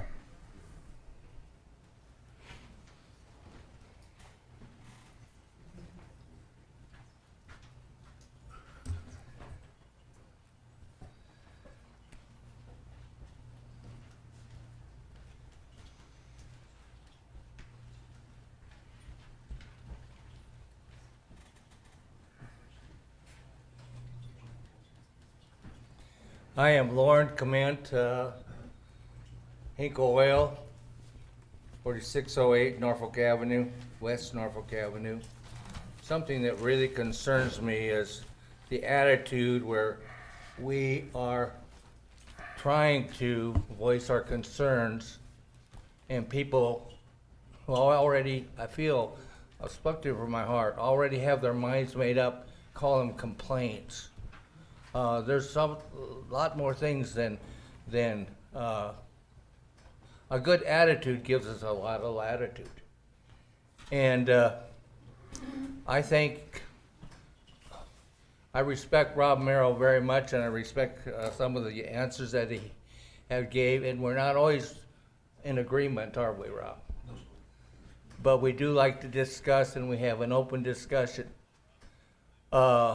A president was quoted. I would like to quote another president. It said, "United we stand, divided we fall." And I think that applies to the city of Norfolk as well.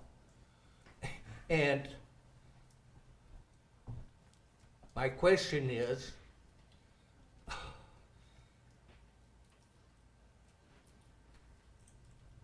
were you listening to the problems and concerns and the damage that this is causing that was completely unplanned? I asked the question, says, who's going to pay for the millions of dollars damages that we're going to have to be facing? Well, somebody says, well, what damages? And I wanted to say, your head's in the sand. You weren't at the first hearing. I mean, we talked to, and I feel right now that I'm talking to people who have already their minds made up. And so I guess my goal is united we stand, divided we fall. And with this epidemic, last year was the worst year I had, and I know it wasn't the city council's fault. But the people that had the privilege to stay open were the privileges that were, and majority of the time, were businesses that do not respect the Lord's Day. People who have no desire, and that's not just your fault, that's anytime I point a finger at somebody, I have 3 of them pointing right back at me. Because Where do I go on Sunday? Remember when we were kids, nothing was open on Sunday. How far back do we have to go? And as Christian nation, as Christian society, we have kind of made up our own minds to live the way we want to. We have brought in many, many corporations, and something I've shared with a lot of you, the difference between a corporation and a mom pop, as we have, is corporation, usually the stockholder is the boss, right? In mom pops, usually the customer is the boss. Sir, can we have you speak into the microphone so we can catch you on record? Usually mom pop is the boss, but the boss is not always right. Then who is the boss?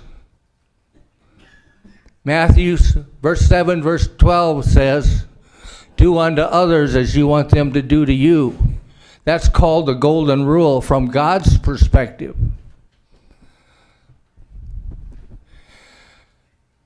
We also know that the golden rule for many people is whoever has the gold makes the rules. And we want you, I feel like I'm wasting my time talking, united we stand, divided we fall. We need to get together and find a place that we can share our concerns, not grievances, our questions, our unanswered concerns, answers that will change tomorrow by, like somebody already pointed out. Can we find somebody who will give us a place and a time that we can talk where we are not limited and we can honestly get a true answer? And I think from listening tonight, we need to find an attorney that will speak for us because he understands this lingo a whole lot better than I do. United we stand, divided we fall.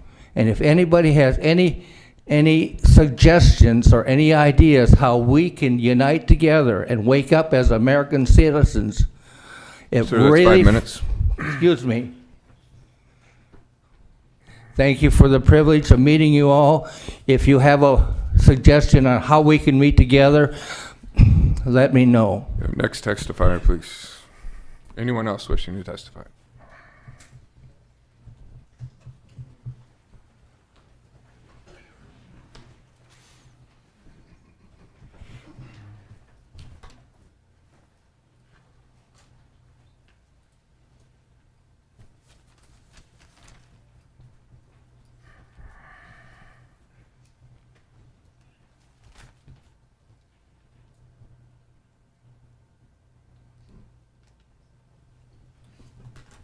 My name's Roger Steppensmeyer, and I live in a SID district, and we have all our own water and sewer. And from what I understand is... Sir, can we have you pull the microphone closer to you? Do I start her over? You're good, thank you. I'm wondering, you said that we don't have to hook up to city water and sewer as long as our systems are okay. What happens when our systems fail and we do not have city water and sewer in the area? That's been a frequently asked question on this, so if you're okay using your time to address it, I think we should talk about that right now. Right. So essentially the answer is, if you have your own private system right now, well or septic, if annexation happens, you are not required to connect to city services until those systems fail. What happens when it fails and there's no city water and sewer close to the property? That brings in a process that Public Works Director can speak to. Correct. So when those situations occur, and they occur every year, we get somebody in the neighborhood that doesn't have sewer or water. They'll contact us and they'll express a desire to get connected to city sewer and city water. And we go out and we visit with other neighbors.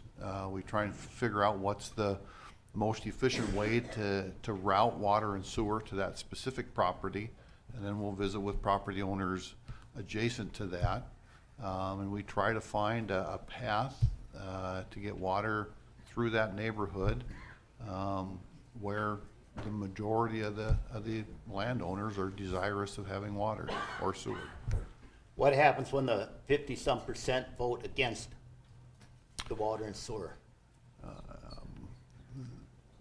Well, then, that's a much tougher conversation. We have, that's what we have to. That's what I want to answer. That's what we work through with you and with your neighbors, is that So- conversation. Hey, Stephen, if I may, the remonstrance, the ability to remonstrate does not exist What does for that the mean? extension of water and sewer.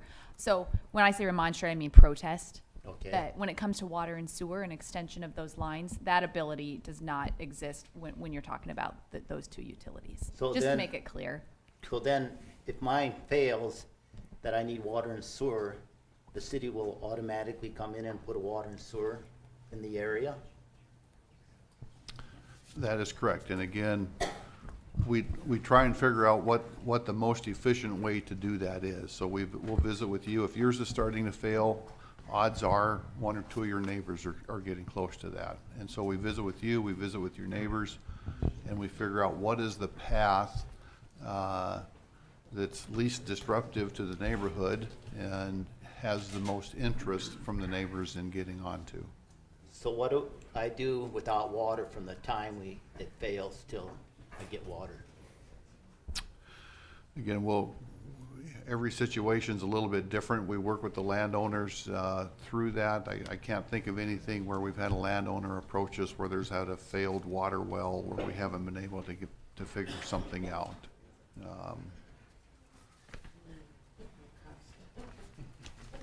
It's up in the air, Correct. so I'm gonna go thirsty. Thank you. Anyone else wishing to testify? Okay.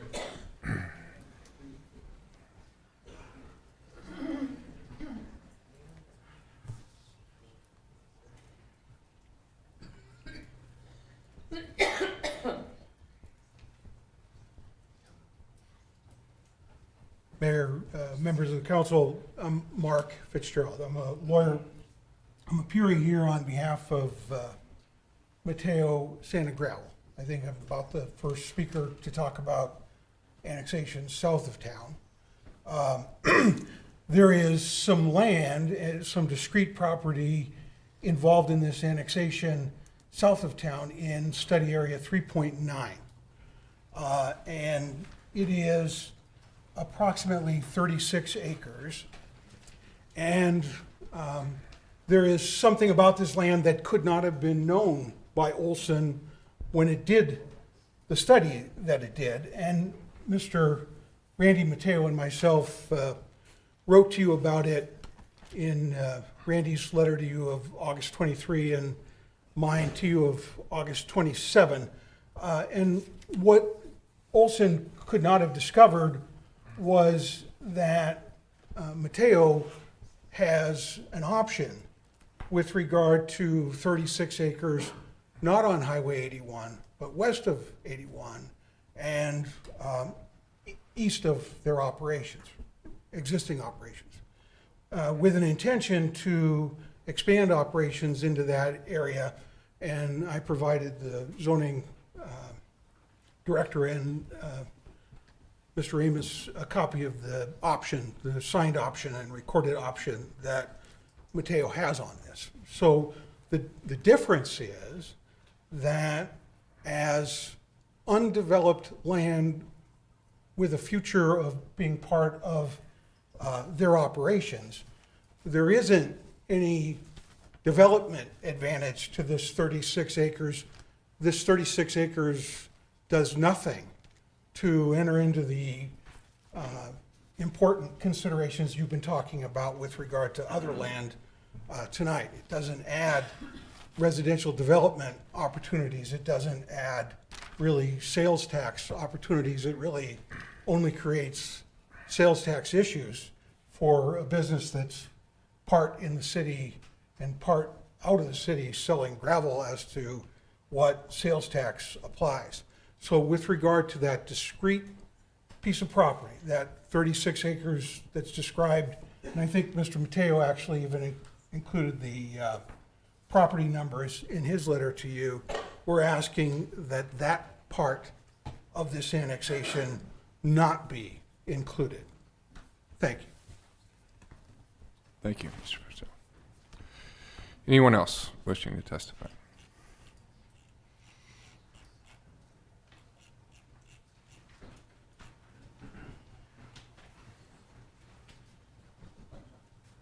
I just heard somebody say, "Here comes trouble." Not really. I did hear that, but I hope there's no trouble. I'm Tom Hall, 2201, I'm sorry, not any longer in my mind. I'm in area 2.1, I think, I don't know. Partly because I couldn't figure out what the heck the maps were showing for quite a while.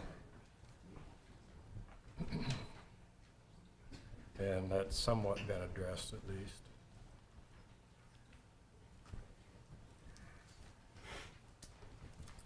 I don't really have a whole lot to say, but I do have some questions. My questions, I think, are ones that have been very common, and in fact, you have tried to address them in this paper, Mr. Mooney. I'm not necessarily against annexation, although I would prefer that I wouldn't be included, but I am concerned about some of these specific questions that we have asked.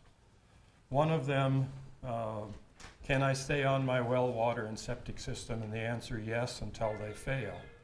I've heard different explanations of what failing means, and I'd like to have definite explanations of what failing means. And I'm sure many of the rest of these people would also. Because what you described as failing means they need to be replaced or reconstructed. To me, reconstructed means an awful lot of different things. Another question that I was asking about is your questions that you wrote, will property owners be required to put in sidewalks? And the answer, not as a function of annexation. Okay, so apparently we won't immediately be asked to put in sidewalks. But then you also go on to say city council would have to pass an ordinance calling for your sidewalk to be constructed. Okay, so I assume that next month or the month after, the city council could all of a sudden start discussing whether or not we need ordinances or sidewalks in area 2.1 or any of the other areas. So I'm curious is that the case? When does this ordinance, when can it be started? I mean, can it be started immediately? Or is it started by 51%? Or is that, what did you say, remonstrable? Meaning it couldn't be debated? Another one, if your street, okay, who pays for paving or repaving? Part of the answer is, if your street is not paved, you may be required to pay a portion of the cost. Well, who determines that then? If it's may be required, what does that mean? I'm pretty sure that it's going to mean that I'm required to pay, and probably all the rest of these people also. Not just may be required, but required.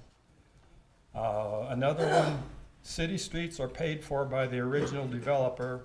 Okay. To me, I got that answer at the last meeting, and I thought that was a simple answer to a simple question, until I began to thinking, who is the original developer? Am I the original developer of the land in 2.1 since I subdivided years ago and sold off a portion so that I could pay down my debt? Or is somebody buying it from me and then developing it? Are they the developer? There's a huge difference. And how much will my property taxes go up? They will have increased about $255 per $100,000 of assessed value. Okay. I can probably handle that. I don't appreciate it. But my concern is, what happens to the assessed value when we get moved into the city? I'm sure that assessed value is going to increase substantially.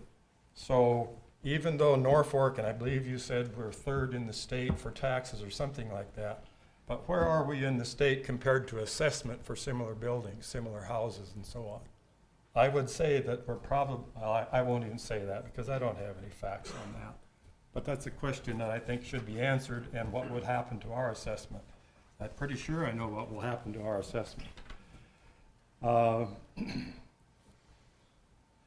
And then another thing that I have, in addition to what you had written on here, another question: how many of the questions that I have asked here, or we have asked, or actually how many of the answers are subject to change based on future mayors, future councils, or future committees? Again, I think some of these answers that we got are reasonable answers, but who guarantees them for more than the next year or the next month? Okay. And So your finally, five minutes has just expired. to summarize, I ask these questions because it seems in the past different areas of the city have been treated differently for similar projects. And different people at similar meetings have received different answers to the same questions. Thank you. Thank you for your time. Anyone else wishing to testify? That's not mine, but thank you.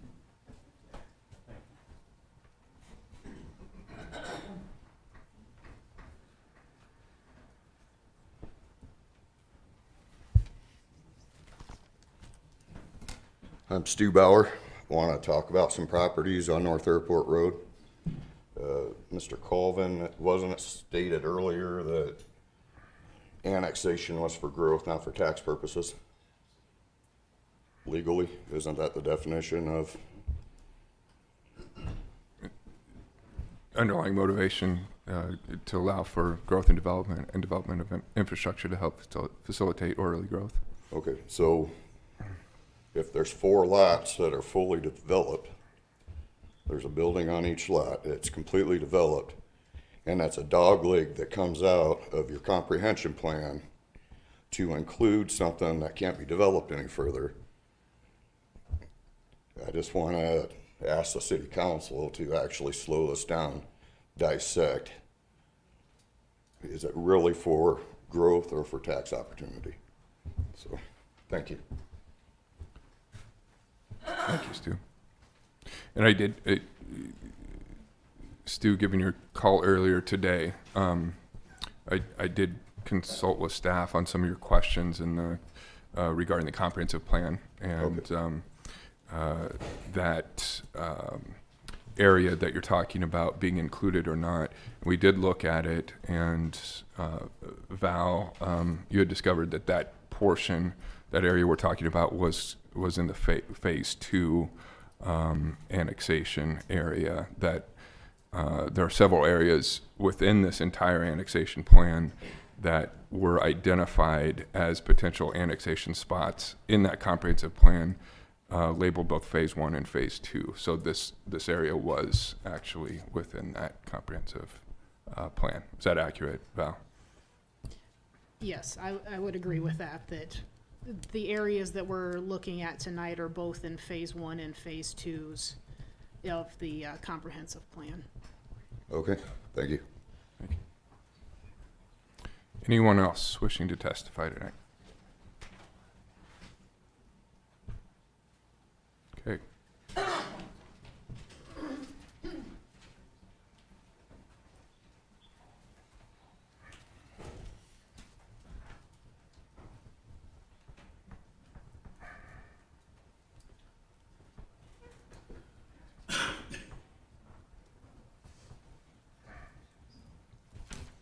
Hello, Excuse me. Hello, my name is Grant Gattikin. I live on 2104 Valley High Road in 1.2.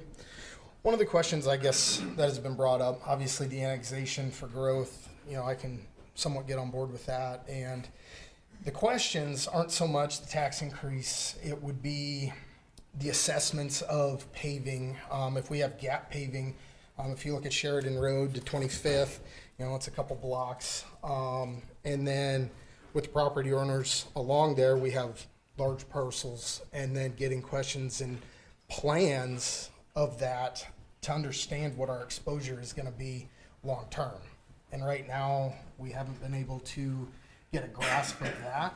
We've gotten tax information, which I can appreciate that. That's not my largest concern. It would be the paving, the water, the sewer, and how to budget for that going forward. We're recently moved back to the community from moving, you know, away, grew up here, and this is where we chose to raise our family. And we chose to live on an acreage.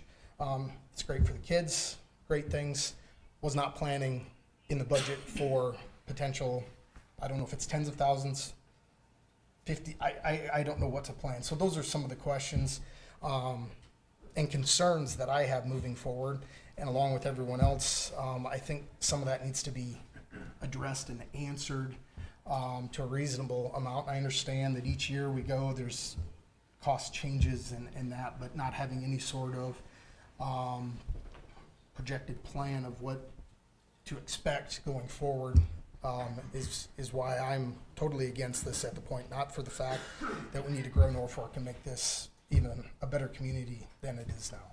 So that's all I have. Thank you. I think because that is a question that has been asked pretty frequently, I think just stepping through the process of assessments, which can occur outside city limits, by the way. It doesn't really matter whether you're annexed or not, and that has occurred. I think maybe just briefly, Steve or Andy, just addressing that process of assessments, how that has happened historically in the city, how it works, whether you're in city limits or in a 2-mile jurisdiction. I think that might be helpful just briefly.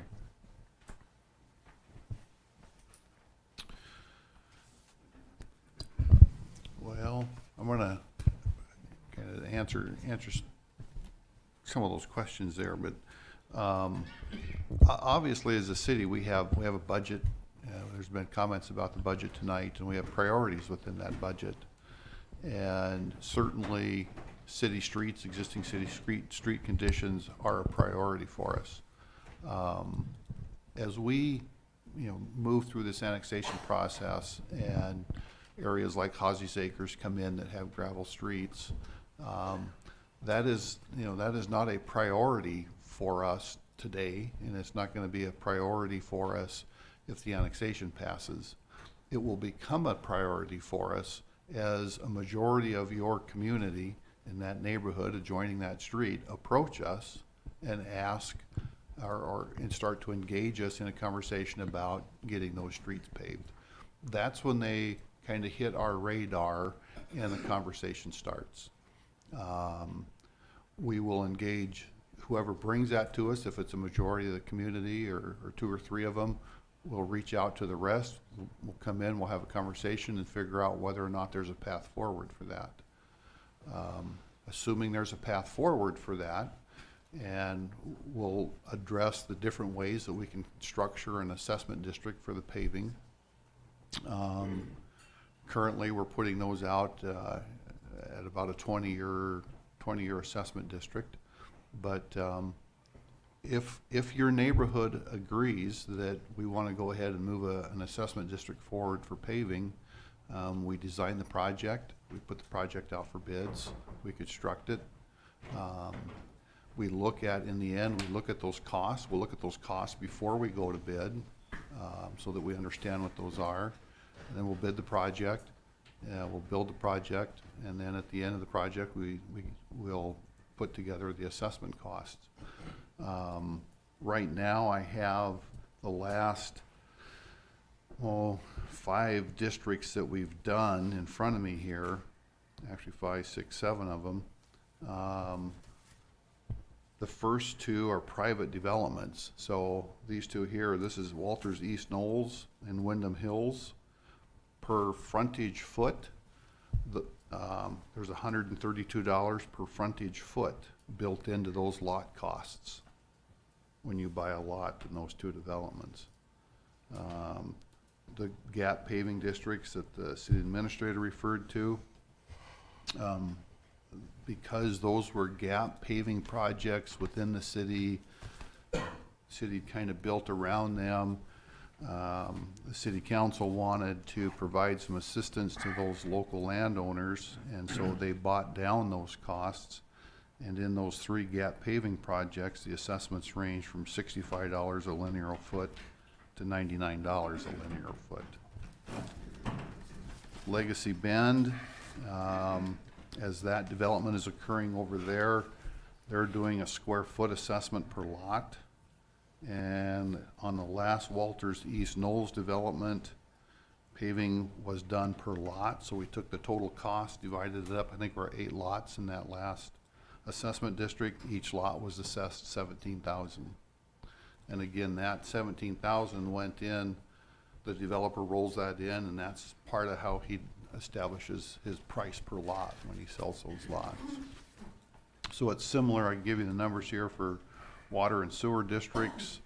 Our running average on the last 5 water districts is running about $46 a linear foot for water. If you look at what I call green construction, trying to find Legacy Bend here, they did a square foot cost.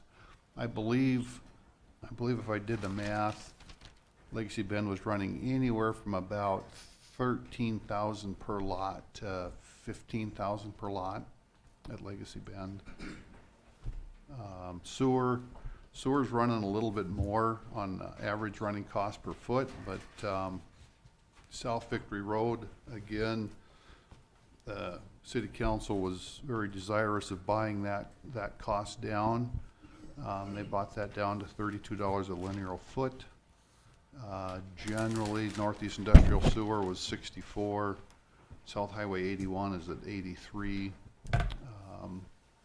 I would say right at about $60 in that range per linear foot is kind of our current average. Okay. What if you have frontage on multiple sides?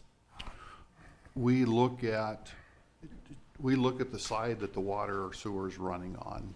Okay, so for paving, if you've got multiple sides, you would only be assessed on one side? For paving, if you're a corner lot, there's a side street calculation going, and so we put a portion of that side street onto the 3 or 4 lots that are adjoining that side street. So if it's a wide block, kind of the center lots aren't assessed for that, but if you're within. So if you have the whole block, that's. If you have the whole block, you're getting the side street as well.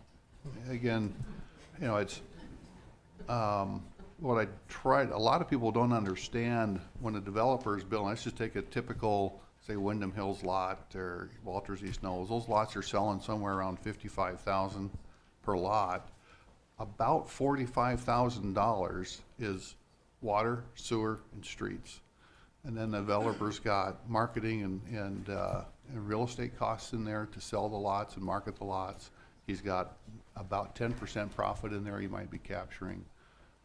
So there's not a lot, and then he's got the cost of the land included in that. So those customers are able to, look for a house in that budget. Correct, and they're getting a mortgage wrapped. They're buying a house, buying a lot with a mortgage wrapped around there, and that's one of the things that we've done in the last couple of years is we have extended that out. We're doing kind of the maximum 20-year now on our assessments just to get that annual cost down a little bit.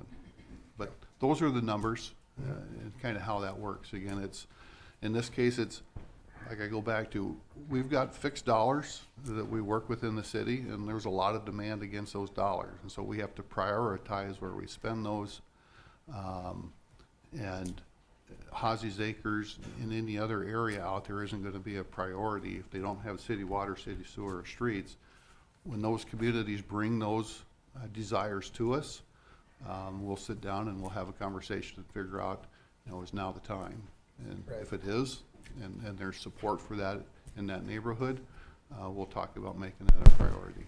But with those numbers that you're giving, the enormous cost that's gonna be above my home, whether you guys do it now or later, it's really gonna affect my value as I go to try and market that if we do decide to move and those types of things. I mean, those are the questions and the reassurances that, trying to come up with a plan so that going forward, life can take you in a different direction, that you're able to add value to the home, not devalue our property.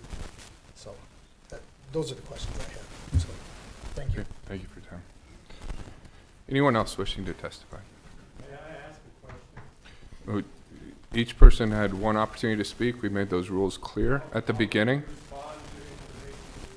We have ground rules in order to run a public hearing.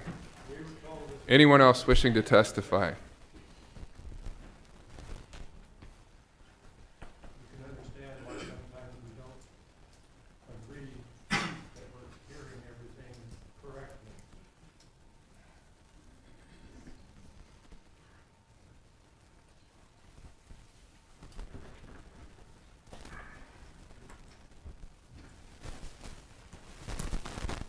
My name is Jared Lackner. I live at 1200 North 37th Street.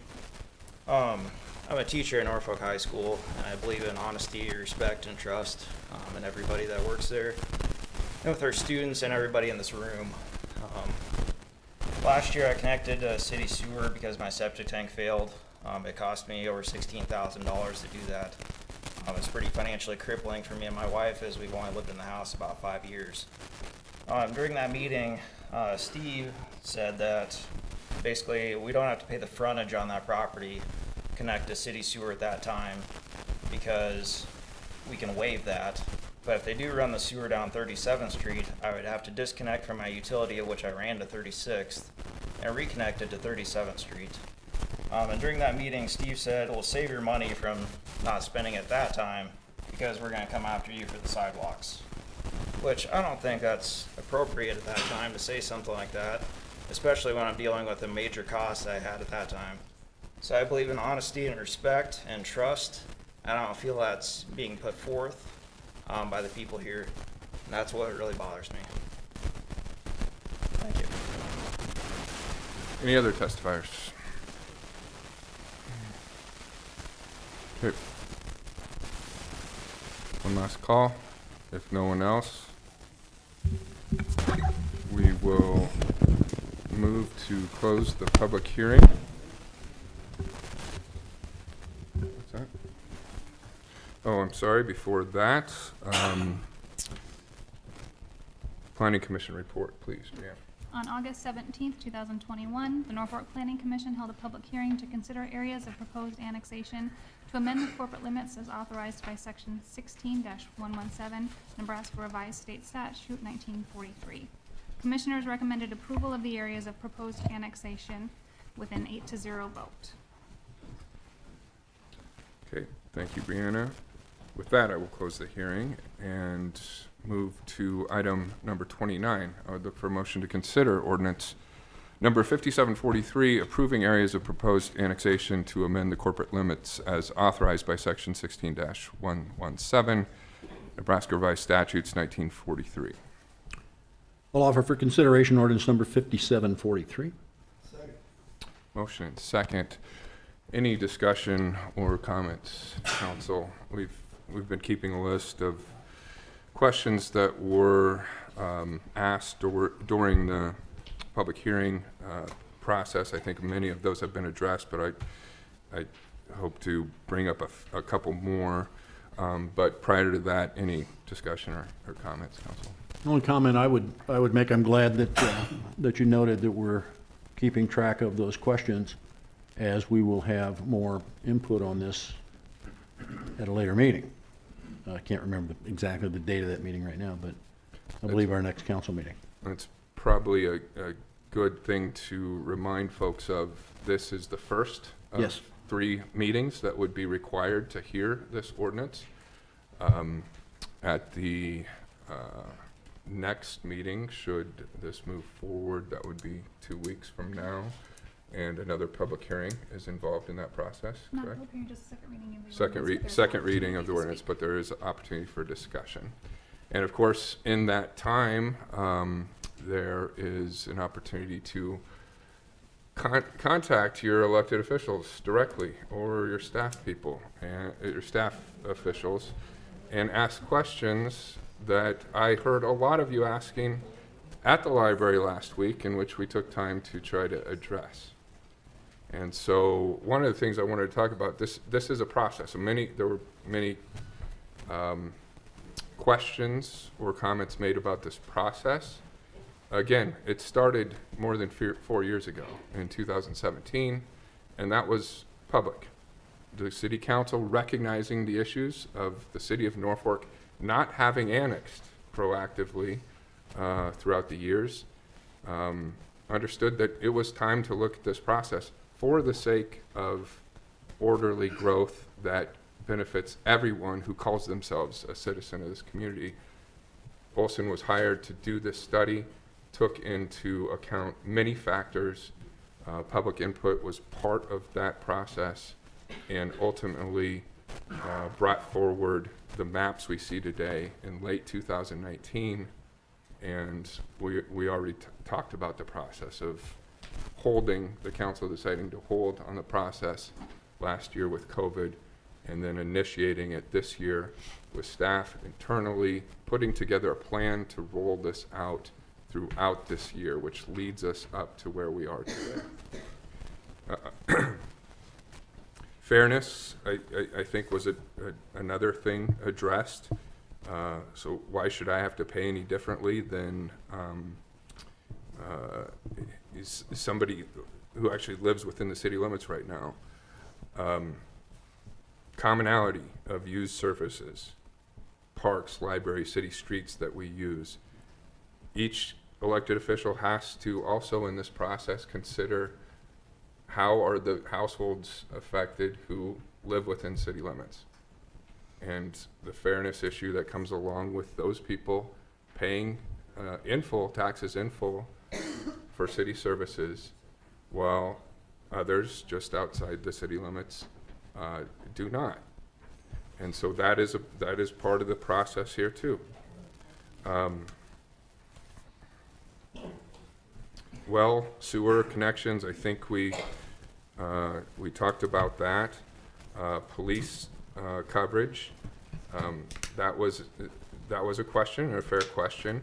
So these newly annexed areas would be serviced by Norfolk Police Division, and whether we have the coverage for that. Those plans, all of these services that are asked to be the responsibility of the city in newly annexed areas, it's legally required by state law that we provide a plan for that to happen. And in terms of police coverage, this community has devoted a lot of resources to having a very active and professional police and public safety division. Safe Communities, which ranks Nebraska cities, has consistently ranked Norfolk as one of the top 5 safest cities in the state. And they look at analysis of a lot of different things. One of those things is the ratio of officers to citizens. And we currently have one of the highest officer to citizen ratios in the state of Nebraska. And we've added more within the last year. Political representation. So I hear this a lot of times for people living in the 2-mile extraterritorial jurisdiction who say we have to adhere to city land use policies and zoning processes, but we don't have representation on the council. This plan, in a lot of ways, addresses that. If you are annexed into the city of Norfolk, you will receive elected official representation on the Norfolk City Council. Those are a few of the questions that I took note of during the public hearing process. Are there any other comments or discussion that the council would like to engage in prior to consideration of the ordinance? I got a couple that came up that I think maybe didn't get hit on, and that was snow removal. And I think the last few years, we've done a tremendous job on snow removal. At least that's what we're getting back as feedback. Obviously, there's always areas that they were last on the list, so they didn't get it as soon as possible. But do we feel like we have the adequate manpower? And I know we borrow from other divisions for manpower also, but including in that is equipment to handle such a large area. Council, that's a good question, and I appreciate the question.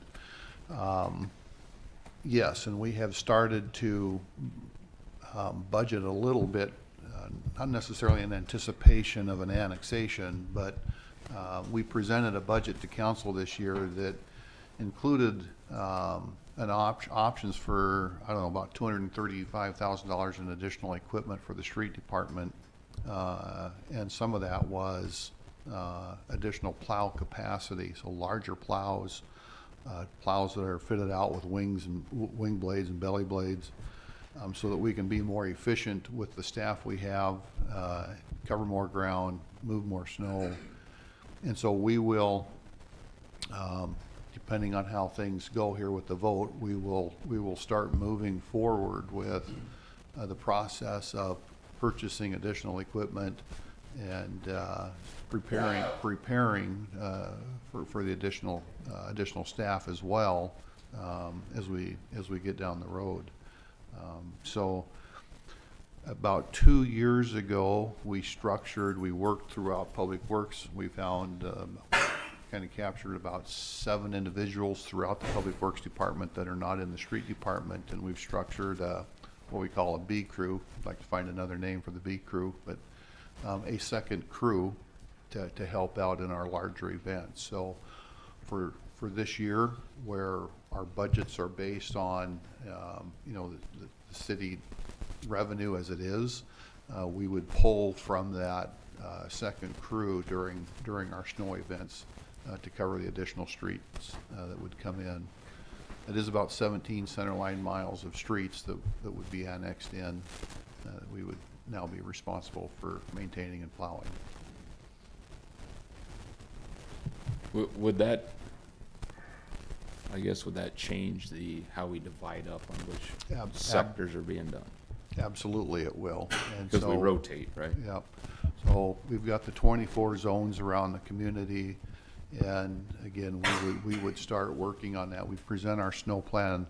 I believe it's either the first or second meeting in October. We present our snow plan. So depending how things go tonight with the vote, we'll be very busy working on those 24 zones. I'm going to ask one more as I'm thinking of it. One more here, Gary. I'm going to ask one more here quick while I'm thinking of it. Streets that are already paved in areas that could possibly get annexed, but obviously not get any assessments for paving if streets would be repaved. Am I thinking correctly? If there's a pavement structure there and we have to get in there and reconstruct that or modify that, that would be a city cost.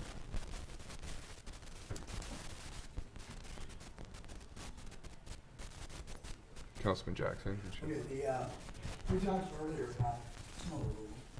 We talked about how the county does some of the areas that were annexed, that are in the annexation stuff. The county, it might be a trade where the city may do some of it, the county may do some of it, where they won't lack on getting their snow removal. Correct. We work with the county as we're preparing our snow plan and our routes. There are areas where, as a function of our looping or moving up a street and turning around and coming back down, we kind of share. If we need to pick up a mile or two of county, then we push a mile or two of our city street off to the county. So we try and find, we try and make it as efficient as we can for just the way the plows are circulating through the community. And the county does the same thing. We both want to be efficient with our equipment and our manpower.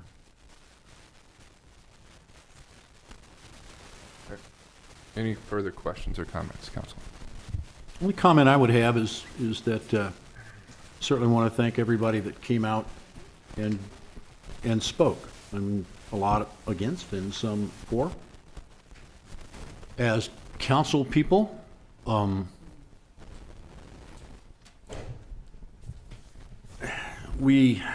a council person for the 3rd Ward. And there are a lot of folks in the 3rd Ward that are not here tonight that I know may not agree with some of you folks. That tends to make our job a little bit more difficult because we are also council people for the entire city. But we do have a duty to our constituents as well. And I should note that I do get input from a lot of citizens that are in favor of annexation that were not here tonight. And I think probably the same thing happens to the rest of the folks. So with that being said, I think it's just wise to point out that oftentimes if you're in favor of something, you're not going to attend a meeting where there's a lot of folks that are not in favor. So I hope that however the decision comes out tonight, that the votes will be at least understood. But I do, once again, want to say thank you for being here. Any other comments or questions, council? Discussion. Okay. I just want to conclude by echoing that. Thank you for your time. This is not an easy conversation to have. If it were easy, this probably would have been done every few years, like it is in a lot of cases in different cities, to do this in a way in which you don't necessarily have to do a huge comprehensive plan all in one shot. But that isn't the case. Those aren't the facts of the matter here in Norfolk. And we had to face the history of that and also look forward to how this community grows in years ahead. And the realization that without a sound plan for adjusting our city's boundaries would make growth more difficult in years ahead and would eventually put a strain on existing infrastructure is what compelled this process. So it's not uncommon. I don't think we can pretend that the world ends at our borders. This does happen. It's not happened in Norfolk. But this was the time that I think council decided in commissioning the study to bring this forward to consideration. And in all honesty, I would feel like if I didn't help shepherd that process to bring it forward, I wouldn't be doing my job as mayor. Because the process is important, though difficult. But we do appreciate all of the interfacing and interaction, regardless of how this turns out tonight. Should it move forward, there will be time for further questions and interaction with your Norfolk City officials, and so we hope that you would take advantage of that. So if there are no further questions or comments, I would ask for a short title, please. An ordinance of the City of Norfolk, Nebraska to annex to said city a part of sections 9, 10, 15, 16, 17, 18, 19, 20, 24, 25, 29, 30, 31, 32, 34, and 35, Township 24 North, Range 1 west of the 6th PM, Madison County, Nebraska, and part of sections 2, 3, 4, 9, 10, and 16, Township 23, Range 1 northwest west of the 6th PM, Madison County, Nebraska, and part of section 24 and the east half of section 25, Township 24 North, Range 2 west of the 6th PM, Madison County, Nebraska, repealing all ordinances in conflict herewith, and to provide that this ordinance shall be published in pamphlet form. Okay.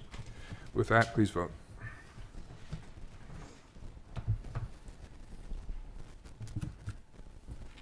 Voting in the affirmative, Granquist,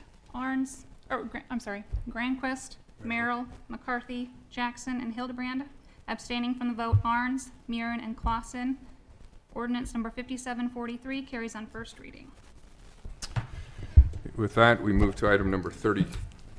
And I will open this public hearing to discuss the 2022 to 2030 Capital Improvement Program, which includes the 2021 to 2026 1- and 6-year plan for street improvements. And to open the public hearing, I believe we hear from Steve Ramus, our Public Works Director. Or Lyle, I'm sorry, Capital Improvement Authority. Lyle Lett, City Risk Manager.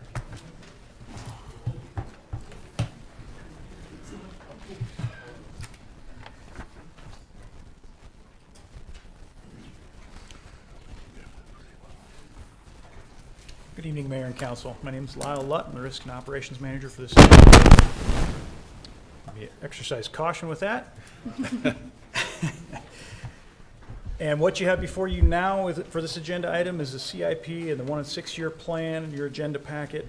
It is substantially the same as what was discussed at the budget review session August 3rd, with a couple minor changes. First one being the addition of the wayfinding added to the admin in your document 154, admin line 5, as well as on page 60, line 32, changes to the funding source for the grit improvement project. And finally, the last change from what you saw before was on page 162, line 1, chaff, moving $500,000 from the street shop master plan to the street maintenance contract. Knowing that it's a long night, if you want to get further into the weeds in the CIP, we sure can, between myself and the staff that are here. But I don't want to be a broken record of what we talked about previously. So if you have any questions, feel free to fire away. Any questions, Council, or comments? So for public record, this is all fairly fresh to the Council after having gone through the budget review session over the last several weeks.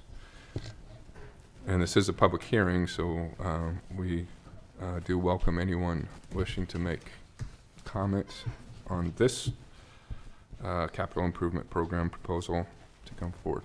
Lyle, I don't see any questions for you. Very good. Anyone wishing to testify on the CIP? Seeing no one, Planning Commission report, please.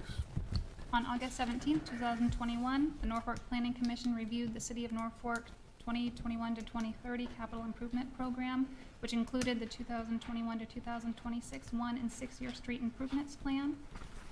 The Planning Commission recommends approval of this CIP program with an 8-0 vote. Okay, with that, I will close the hearing and move to item 31. Look for a motion to consider resolution number 2021-36, adopting the 2022 to 2031 Capital Improvement Program, which includes the 2021 to 2026 1- and 6-year streets improvements plan. I'd offer for consideration resolution 2021-36. Motion and second. Any discussion on this, Council? Hearing none, please vote.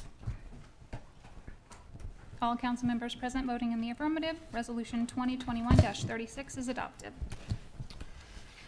Move to our regular agenda, item number 32. Would look for a motion to consider approval of a letter agreement between Nebraska Public Power District and the City of Norfolk regarding removal of existing facilities and the preliminary engineering design, procurement, construction, and commissioning of relocated City of Norfolk-owned electric distribution facilities for the Benjamin Avenue reconstruction project. Thank you, Mayor and Council. Motion. Got a motion, we need a second. Motion second. And now the floor is yours. Sorry, thank you, Mayor, Council. It's my first time It's okay. appearing before you. I'm Brittany Koenig from Nebraska Public Power District, and I'm here to present the two documents to you tonight. The first one being the city-owned distribution facilities as part of the Benjamin Avenue street widening project. What we are asking for in this particular document is to pay is for the city to pay the difference between going underground versus overhead at a cost of $15,576. Okay, thank you, Brittany. Any questions on this? Any further comment from staff? No, I think the only comment here I'd make, council, is just to kind of reiterate there a little bit with Brittany, that with the distribution system, our agreement here is that we're going to be responsible for the cost difference between if we would relocate it overhead or if we would relocate it underground, and then that is $15,576. And then in addition to that, there's the all conduit costs on top of that. And we had awarded a project here, maybe the last meeting or the meeting before, for about $796,000 for the conduit portion of the project. So if, I don't think NPPD was required to do that. Had the actual cost of, if we would have had to pay the actual cost for the distribution relocation, it would be closer to about 1.2 million. So, being our partner and our power provider, they've stepped up here and agreed to this much lower cost. Brittany, can you tell us, we have distribution and then we have other poles in the area. Can you just kind of, for the public, tell us the difference in the two? Yes, the other part is sub-transmission, and so that is the part that actually steps down from your transmission. So you've got that medium power, and then the distribution is actually what the city owns, and that's what feeds your homes and your businesses in the area. So Big yeah. poles, short poles? Yep, big power, little power. That's Good. that's how I choose Very to good. explain it. Yep. Okay, thank you. Fair enough. For my simple mind, is that all the wires that are hanging on the down Benjamin? It's most of them. There is the sub-transmission. And that's the is high also ones? involved. Yep, those are the big ones. Okay, Yep. and they'll stay there. Well, actually, there's gonna be some movement on them. That's the next item on the agenda, but yes, I yes, just that want to will make it still simple stay. so everybody understands it. Yep, I there get the still will question, be that's poles. the main question I get on this whole project is, are the wires going away? Some of them, yes. I say I don't know. Now you know. Now I know. I think the answer is most of them. Most of it. Okay. Any other questions or comments on this? If not, please vote. All council members present voting in the affirmative, motion carries. And item 33, I'd look for a motion to consider approval of a utility-specific service agreement between Nebraska Public Power District and the City of Norfolk for relocating the existing 34.5 kV sub-transmission electric facilities along Benjamin Avenue. Yes, the higher voltage poles, yes. I'll make the motion. Second. Oh, There we go. you'd think I'd learn, I'm sorry. Okay, I know. So this is the sub-transmission. This is the larger power, the 34,500 volt lines coming through. Engineering, materials, and construction. Our estimated cost to the city is $1,053,000. Well, $1,053,976, actually, is the total to move those. Any questions on that?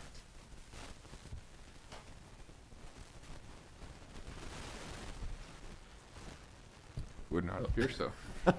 Maybe not to you, but I assume this $1 million was in our budget for doing this, right, Steve?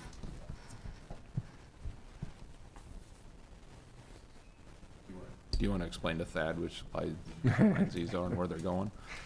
That understands. Yeah, these would be the bigger poles that are gonna come in. There will be some new ones set, but there's just a different plan, a different design, but there will still be some of those larger poles. I don't know, we already actually have one set. I don't know if you've seen it or not. Have not. Yeah, it sticks up in the air about 70 feet. So it's a big pole, and it's for that sub-transmission. Thank you. Brittany, you did say that maybe they'd be moved. What did you mean by that? Well, the one that we set where it is currently now was not there before. So we are coming in and putting some in different locations as part of the redesign. So, but the plan is the plan available online, Stephen? for the Benjamin? No. I'll have to check to see if we're okay with that. We don't typically like to put all that out there. But there will just be some different poles put in different places, and we're working with the property owners on things like that as well, getting easements and things like that. That process is going very well. The current pole, you tell me if I'm wrong, but is the laminated pole up on approximately 13th and Benjamin. It's huge. You can't miss it. It's big. We'll take this opportunity and just discuss a little bit, kind of in a public session, for council and for public knowledge, kind of the schedule on this. We would anticipate that starting probably mid to late October to be starting to pull the power and all the communications that's currently hanging up there. So all that lower wire is communications, and then your distribution. So the distribution will be going underground, the communications will be going underground. The other component of that, then, that means that every business and every resident along Benjamin is going to have to be moved from their current overhead service to an underground service. And PPD is going to consume that cost as a function of these agreements as well. And it'll streamline that process and reduce that tie over to a fairly limited time. And I hesitate to put a time out there right now, but it'll be reasonably short for that tie over. And we've started to have those conversations with some of those businesses already. We would anticipate probably by late November, 1st of December, having the majority of everybody tied over. Yes. Okay. Any further discussion? Thank you. Hearing none, please vote. No, just the distribution. So we'll move it. All council members present voting in the affirmative. Thank you. Motion carries. Okay, item 34, would look for a motion to consider ordinance number 5744, creating the Norfolk Public Arts Council to promote, sustain, and cultivate the arts for the city.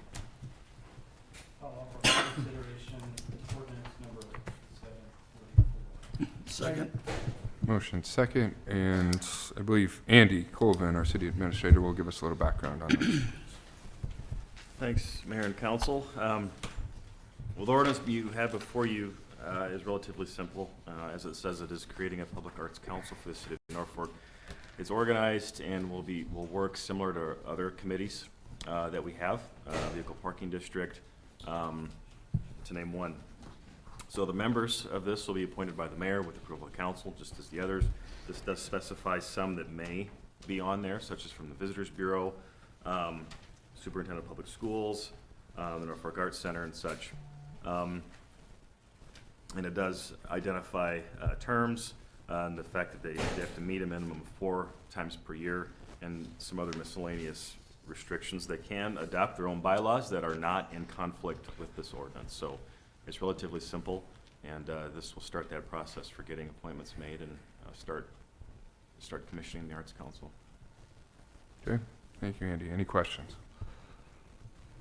I think the timing is good, given the things that have happened in the community somewhat organically in terms of the sculpture walk that the city has partnered in and the mural program. But this came about from a discussion a few months ago, looking at CARES Act funding and potential uses, and was the will of the council to participate in promoting more public art integration into various parts of the community, and this was viewed as a way to create a foundation for that effort.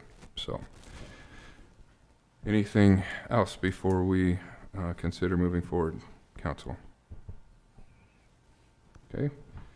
Hearing no further discussion, short title, please. An ordinance of the City of Norfolk, Nebraska to enact Chapter 18, Article 3 of the Official City Code to create a Public Arts Council, to provide when this ordinance shall be in full force and effect, and to provide for the publication of this ordinance in pamphlet form. Okay, please vote.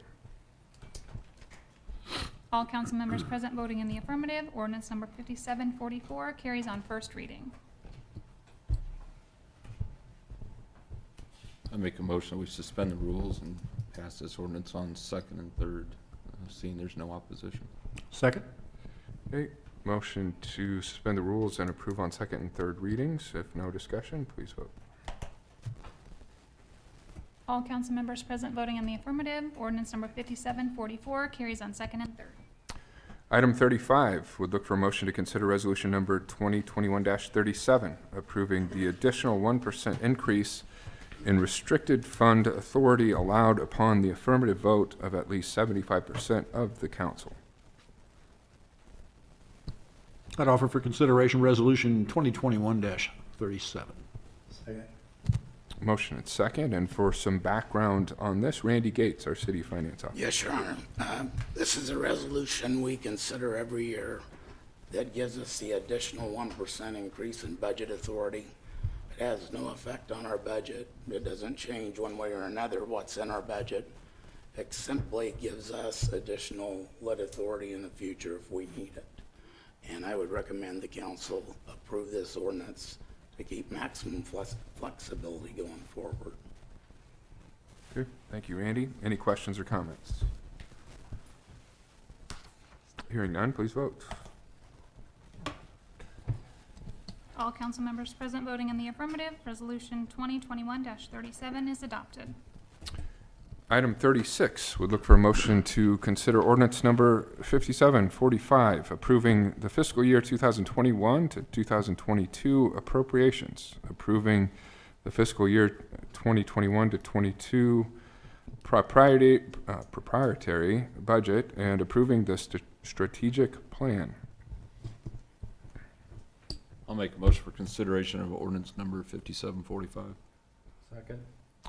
Motion and second, and again, for background on this, Randy Gates, please. Yes, this is the action item, or one of the action items for the budget hearing you held at noon today. I recommend passage of this on all three readings since the budget has to be filed by September 20th, so we don't have time to go through second and third reading at a later meeting.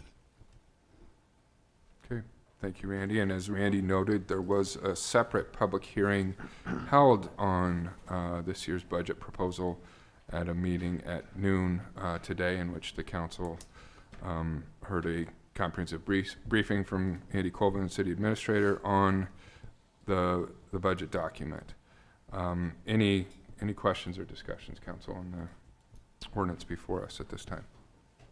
I got one question. With the approval of this ordinance, we are essentially approving the budget that was presented to us today correct? Now, what was it again? By approving this ordinance right now, we're essentially approving the budget that was presented at noon today. That's correct. Okay. I've got one thing I would like to bring up about this proposed budget.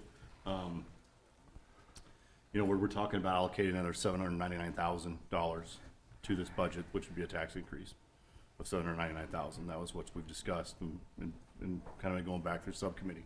I believe $250,000 of that allocation, which is going to be one-time fees essentially within that allocation.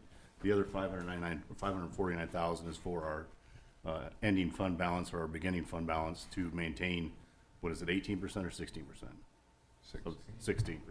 I feel like at this time that $549,000 is a bit of a stretch. I think we are, in years past, last 10 years, we've only attained that 16% one time.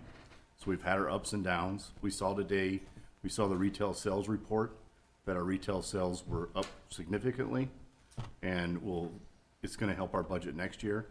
If you take the percentages of what the retail sales went up, our level 3 looks essentially covered to me. So I'm wondering why we would want to push that extra burden out there right now, especially after the meeting you just had. Of that $549,000, I just want to bring it up for discussion amongst you guys and see what your thoughts are.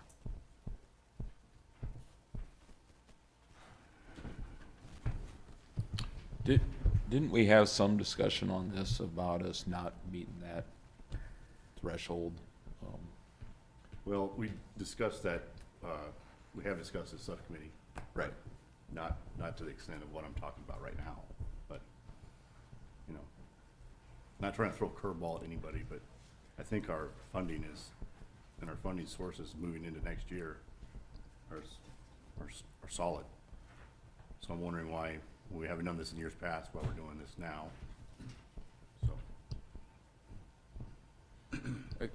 So I think it bears noting that we have had discussions. So we also heard today at the noon meeting requests for helping establish the Norfolk public transit system and its reforms and improvements to help increase access to that throughout the community. So my recollection of this is we've had some discussion about what you're talking about, Shane, and potentially achieving some flexibility in that fund balance to meet one-time requests like the transit system. And so that's my recollection of where we left off that discussion, if that makes sense. I think that was a subcommittee discussion. This, maybe staff can help provide a fuller answer on this, but this document would put into place the budget proposal, but not necessarily lock down that 16% if the council should choose to use some of that money to realize one-time requests like the transit system. Is that accurate? Is that a fair statement? Accurate. So this document is more or less a framework for what we considered as we went through the budget review sessions over the last 6 to 8 weeks. As far as the transit system goes, you know, we did talk about allocating 309,000. 36,000 of that has already been allocated within the city budget. So the ask would have been for, and then 84,000 of that we already allocated towards the purchase of the buses. So now we're talking about a, what, 189,000, right? No, if you take, yeah, $189,000 would be somewhere around there, 180 or whatever would be your balance forward, continuing with the ask, minus the 36,000. The 36,000 that's already there, and though 84,000 was a one-time ask, just for the purchase of the buses. So with the 250,000 that's going to be one-time fees within this budget to provide for signage and different things and grants and whatnot, to me that would be sufficient to cover what moving forward without the 549,000 really being part of the gig. Maybe I'm misreading that, but you would have your upside, your upfront costs that would obviously take out of that beginning fund balance, yes. More than what I'm stating right now of the 549, because you would have to take into account those costs. But I think it's a reasonable ask. I'm just kind of interested in hearing what everybody else thinks. So you said you think what is a reasonable ask? Well, I think it's, what I'm asking is because past, we haven't really ever allocated, we pass budgets, we typically don't pass budgets with worried about our beginning fund balance. I mean, yes, we go through our budgets and we do worry about it. We kind of know we project in those budgets where we're going to end up and where we're going to start the next year.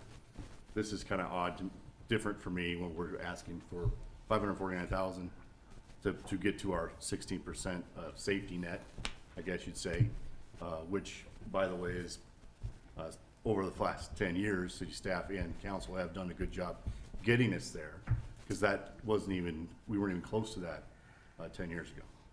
So, but also over the last 10 years, it's fluctuated, and we've hit it once, and so now we're inserting into the budget to make sure that we hit it. So we're asking for 549,000 of extra taxable dollars to hit that. And my opinion, just mine, is that is reaching out there a little bit. So are you suggesting that we need to be at a percentage that gets us closer to 14.5 than 16? Well, that's about where you would be, yeah. Okay. What would that number be? Approximately. I mean, it's nice to have the fund balance if you need it. Like when COVID hit, we thought we may have very significant reductions in revenues, and we did for 1 month, and then a small reduction the next month, and things pretty much went back to normal. But that could have went the other way. We could have had significant reductions for a long period of time. Like some of the states did, they kept their lockdowns tight for a long period of time. Nebraska loosened theirs up quickly, and the economy recovered quickly. But if that wouldn't have happened, we'd have probably been very glad we had that fund balance. I also understand what Shane's saying, that we want that tax increase to get there. I guess that's a balancing act. The council will have to decide how important that is. I think it is important to have the GFOA recommended minimum fund balance, but at what price? I'm not going to strongly argue that this is necessary. I think it's a good financial practice, but it is costing the taxpayers through their property tax levy. I think you could argue just on principle, seeking to meet that recommended 16% standard is a fiscally responsible thing to do. I look at it like a rainy day account, savings account for a household, for unexpected, unanticipated circumstances, things that are somewhat beyond your control. So I don't personally have qualms with getting to that 16%. I guess what I tried to get at by mentioning the other component of this, the discussion with the ask that we received today from the North Fork Area Transit Program, is that I don't think if we fully decided to fund that request, which was the will of the council stated today, I think that essentially does put us under the 16% on this budget, right? I don't know what that number is, but we do come under that 16% with that obligation that we made today to transit, correct? Yes, we'd take that out of fund balance. That'd get us down to 14.74% of the GFOA recommended balance. And again, I appreciate the fact that we've got to this point. My point would be, though, that the 549,000 will be passed tonight, and it'll be passed. Our budget will not change next year, so we'll have an additional 549,000 or wherever it gets, earmarked for next year's budget. So you're essentially raising the budget for this year to get you to 16% just for this year. Not saying without, and then looking at projected retail sales, you're going to see, we saw an increase in that today. Projected retail sales more than we essentially thought, mainly because of probably construction, I would imagine, construction costs. And so I feel like maybe we're pumping up this thing too high, where we don't really necessarily need to, because we do have, we could see some influx with retail sales, and we could see we've got 250,000 allocated for one-time events. So I'm just asking if that 549,000 is excessive.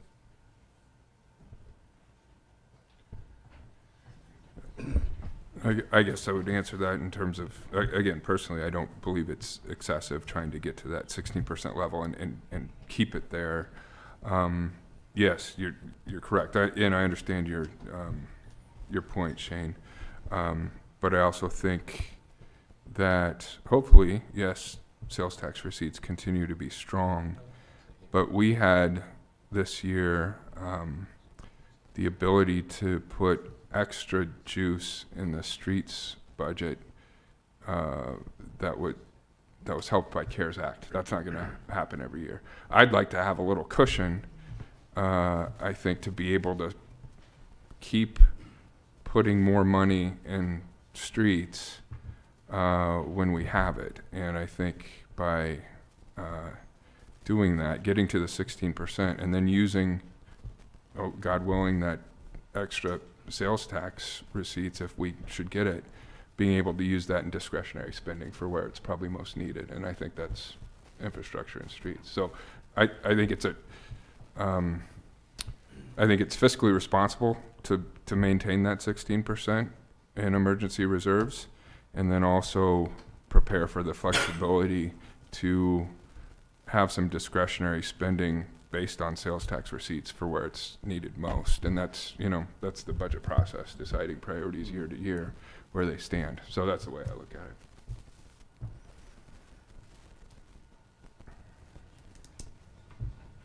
Any further comments or discussion on budget proposal? I think one would be if this does pass the way it is with that amount in there, to get us to, say, 16%. If we do see sales tax increases, obviously with the levy increase also, that we have the opportunity to reduce that levy next year, and it happens very seldom. We all know that. Taxes don't go down usually. But I think if this passes this way, that's something that we all, no matter who's on council, needs to strongly consider, that we don't need it, give it back. We don't, you know what I mean? If we don't need that money, there's no reason that we have it. So I think Shane brings up a valid point of, do we really need that when we have a possibility of sales taxes getting us to that without that $500. The other side of that coin is the air of caution, where we bring it up many times about the twin tornadoes in Pilger, or the levee being almost to the very top, and we're all worried about it, coming into town. You don't know when that next blizzard might be. We see it all over where there's storms are pretty extreme anymore. And so if it knocks out a lot of infrastructure, it's going to cost a heck of a lot of money. So I think it's a tough decision. I could go both ways on that, but I can err on the side of caution, but I'd also want to definitely think about, if we don't need it, we got to give it back. Amen to that. Okay. Any other discussion, council? Okay, hearing none, short title, please. An ordinance of the City of Norfolk, Nebraska, adopting the budget statement to be termed the annual appropriation bill, appropriating sums for necessary expenses and liabilities, adopting the proprietary budget statement, adopting the strategic plan, providing for severability, providing when this ordinance shall be in full force and effect, and providing for the publication of this ordinance in pamphlet form. Okay, please vote.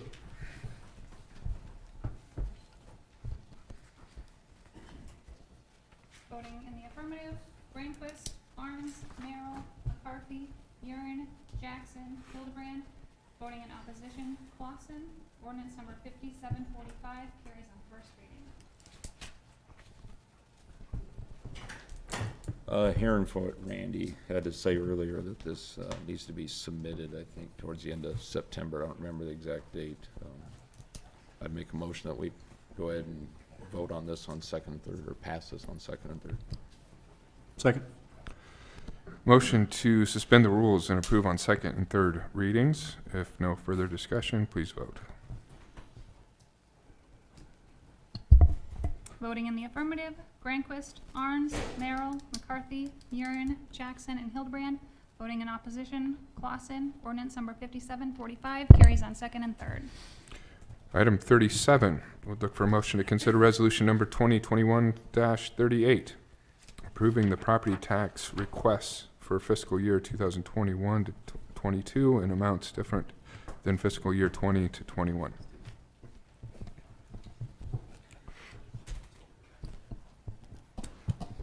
I'll make a motion for consideration of resolution number 2021-38.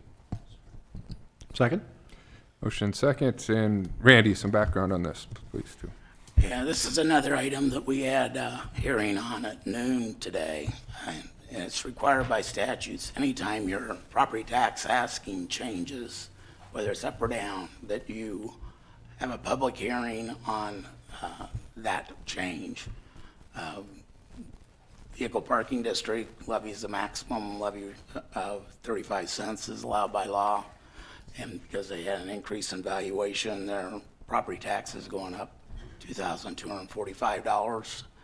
The general fund property tax that we just spent a lot of time discussing includes a $999,936 budgeted increase after adding the county's 1% commission. That gives us a $1,009,936 increase in the general fund property tax.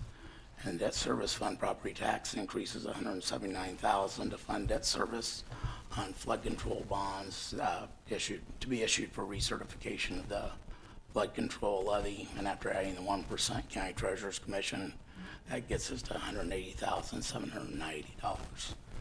Altogether, you've got about a nickel increase in the property tax levy rate. It's gone from approximately 25.5 cents to 30 cents in round numbers. Okay. Thank you, Andy. And as we saw in the budget proposal hearing today, and I mentioned it earlier, that 30-cent range still falls within the third lowest in the state among cities. Everybody else keeps their levy rates the same, would be the third lowest still. Okay. Any other questions or discussion, council? Hearing none, please vote.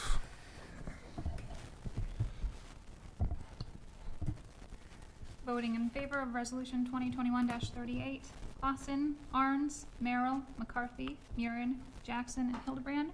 Voting in opposition, Clausen. Resolution 2021-38 is adopted. Item 38 would look for a motion to consider ordinance number 5746, approving the fiscal year 21 to 22 classification and pay plan. All right, present ordinance number 5746 for consideration. Second.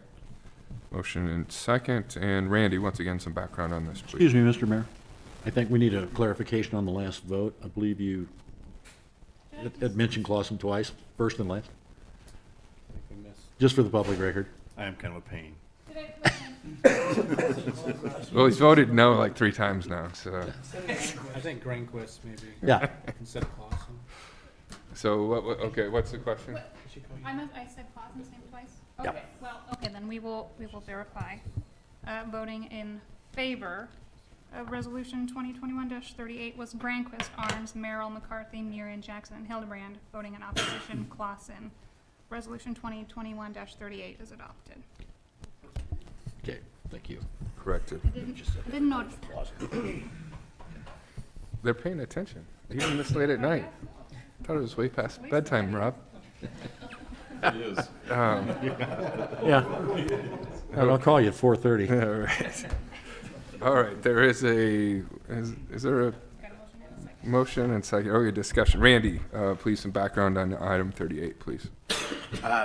This ordinance simply approves a pay plan that's included in the budget that you approved earlier. So that's all this is doing, is reflecting the salaries included in the budget. Okay, any questions or comments? Here, there's no short title here, right? Yeah, there is more. Oh, there is, okay. Short title then, please. An ordinance of the City of Norfolk, Nebraska, classifying the employees of the city, fixing the ranges of compensation of such employees, providing a pay range, repealing ordinance number 5723, providing for publication in pamphlet form, and when this ordinance shall take effect. Okay, please vote. All council members present voting in the affirmative. Ordinance number 5746 carries on first reading. And this is another item that we should approve on all 3 readings. I'll make a motion to suspend the rules and waive the second and third readings on ordinance number 5746. Motion second to suspend the rules and approve on second and third readings. If no discussion, please vote. All council members present voting in the affirmative. Ordinance number 5746 carries on second and third. Item 39, would entertain a motion to consider ordinance number 5747, amending section 2-5 of the city code to update building, electrical, mechanical, and plumbing permit fees, to update municipal solid waste rates, transfer station operating fees, and include a fee for sale of compost and wood chips after the first 1,000 pounds, to update water and sewer rates and fees, and to include Veterans Memorial Park baseball field for special events. As a note, this ordinance has an operative date of October 1st, 2021. I'd offer for consideration ordinance number 5747. Second. Okay, motion and second, and I think Danny, you're giving us some background on this? Yes, thank you, Mayor. This is a housekeeping ordinance, so to speak. We do this a few times a year. There's a number of items in here, and so if you have any specific questions as staff, we can address those. I will say, though, we are going to need a motion to amend. And putting together this ordinance, for some reason, we accounted for a 2% water increase and a 5% sewer increase, although the council approved a 5% water and sewer. So we will need a motion to amend. And the different, I believe that you have a copy in front of you of the different, the change. Let me see, let me find that here.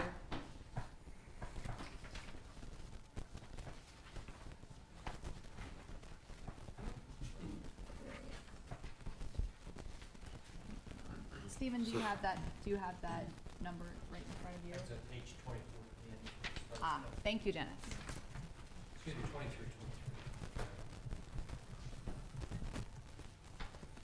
23. So the numbers, if you look at page 23 and 23 to 24, that accounts for the 5% increase. And the one that has been passed out right before the meeting, that would be the correct one. So if you could just do we'll need a motion to amend in order to include that in the agenda packet, because what was in the agenda packet accounts for a 2% water increase. Okay. Did I miss anything, Stephen? You're modifying it for the 5%. I can't hear you. You're modifying it, the fee schedule to 5%, a 5% increase. Yes. An amendment would, yes. Yes.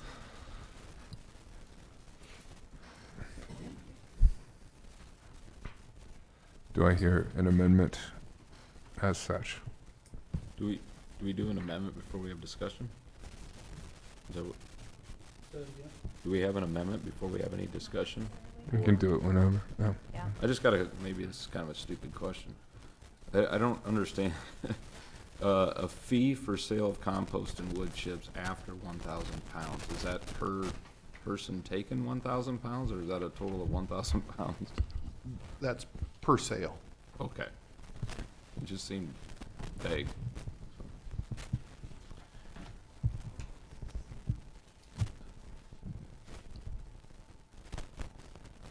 So an amendment to. Make a motion that we amend what was presented to us to reflect what we was given this evening when we came in.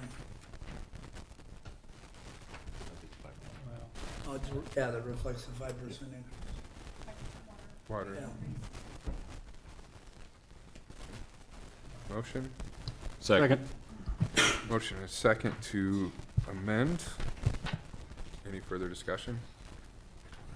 Hearing none, please vote. All council members present voting in the affirmative. Motion carries. So we have an underlying motion on the amended ordinance. Any further discussion? Okay, if none, short title, please. An ordinance of the City of Norfolk, Nebraska to amend Section 2-5 of the official city code to update building, electrical, mechanical, and plumbing permit fees, to update municipal solid waste rates, transfer station operating fees, and include a fee for sale of compost and wood chips after the first 1,000 pounds, to update water and sewer rates, to include Veterans Memorial Park baseball field for special events, to provide when this ordinance shall be in full force and effect, and to provide for the publication of this ordinance in pamphlet form. Okay, please vote. All council members present voting in the affirmative. Ordinance number 5747 carries on first reading.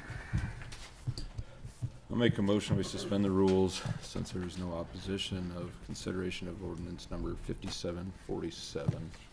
Second. Motion second to suspend the rules and approve on second and third readings. If no discussion, please vote. All council members present voting in the affirmative. Ordinance number 5747 carries on second and third. Last but not least, item 40. Look for a motion to consider approval of change order number 1 with Perry Reed Construction LLC for the transfer station site improvements project, resulting in a net increase of $94,815. Make the motion. Motion second. Background on this, Steve Ramus, please. Mayor and council, on May 17th, Mayor and City Council awarded a $4,350,000 contract for the transfer station site improvement project to Perry Reed Construction of Lincoln. Subsequent to the award, several of their subcontractor bids were subject to price increases as a function of the supply chain squeeze and market variability that is really fairly abnormal. We don't see it too often, probably 3-4 times over the last 30 years or so. A lot of it is related to steel and some other materials. This change order would add $94,815 in supply increases from supplier to subcontractor as well. That $94,815 is broken down into $93,590 in supplies and an additional $1,225 in their bonding rate. It would bring the total award of the project with the change order to $4,444,815. That project, just for some background, we did receive 5 bids on that project. With the change due to this material increase, would still be $461,565 less than the second low bidder. That's about a 10.38% spread. With us tonight to kind of help with the conversation is Joel Stenberg. He is the project manager for SCS Engineers. They're the ones that did the plans for the project, as well as Lance Paulson with Perry Reed. He is in the audience. He is the operations manager for Perry Reed and was very involved in the preparation of this fairly thick document. We did present this change order to a infrastructure subcommittee on August 27th and answered their questions. A subcommittee voted 4-0 to recommend approval. So with that, I would turn it back over to you for conversation. As I recall, I believe this is the only change order we will see on this relative to price increase? I would give that a definite yes. You know, we do not see change orders due to this issue surrounding supply chain increases during a project. I'm gonna say probably in my career of 30 plus years, I've seen it about 3 times. There are contracts, we do not currently bid contracts like this, but it's not uncommon in like the asphalt world, asphalt paving, where part of the bid documents is a price escalation clause due to oil price changes. And so that's not something that we currently do because we just don't bid out a lot of asphalt, but that is fairly standard in DOT contracts and other communities. But again, for this and for the work that we generally do, this is unique. I'm sure we've not seen anything like this in probably several years, several decades. And again, I would invite Lance Paulson to come up and comment on that as well, but I would certainly not expect nor support any additional supply increases after this change order. This locks our prime in, and this locks his subcontractors in. Mr. Paulson, would you agree with that? Yes, sir. Thank you. What type of products are we talking about that this increase came about? There is I a, guess. there is a list here, it's on page 4 of 207. It's a summary of the various products. Steel, structural steel, drywall and acoustical ceiling tile, fire sprinkler systems, reinforcing steel, rough carpentry materials, pedestrian bridge,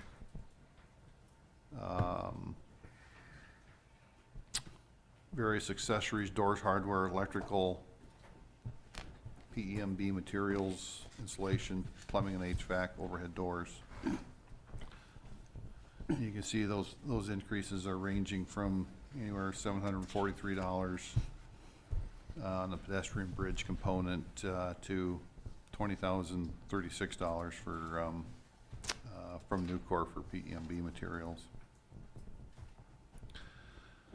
Well, I guess maybe another question would be how long ago was it budgeted compared to when a cost increase came about? And I'm thinking of this because prices have increased. They've been up for the last year. And beyond that, it really hasn't changed substantially, other than it's been up for well over a year. And included in the documentation behind here is, as they were getting their quotes together, their bids together, they were getting letters from suppliers at that time indicating that they would only hold that supply bid for, in some cases I saw it as low as 7 days, 10 days, 2 weeks, is all the suppliers were holding their bids or their prices to the subcontracts. And so that's a lot of the documentation that we've asked for here is proof of, show us that proof of that supplier constraint on the original bid. What was that date that Perry Reed was notified?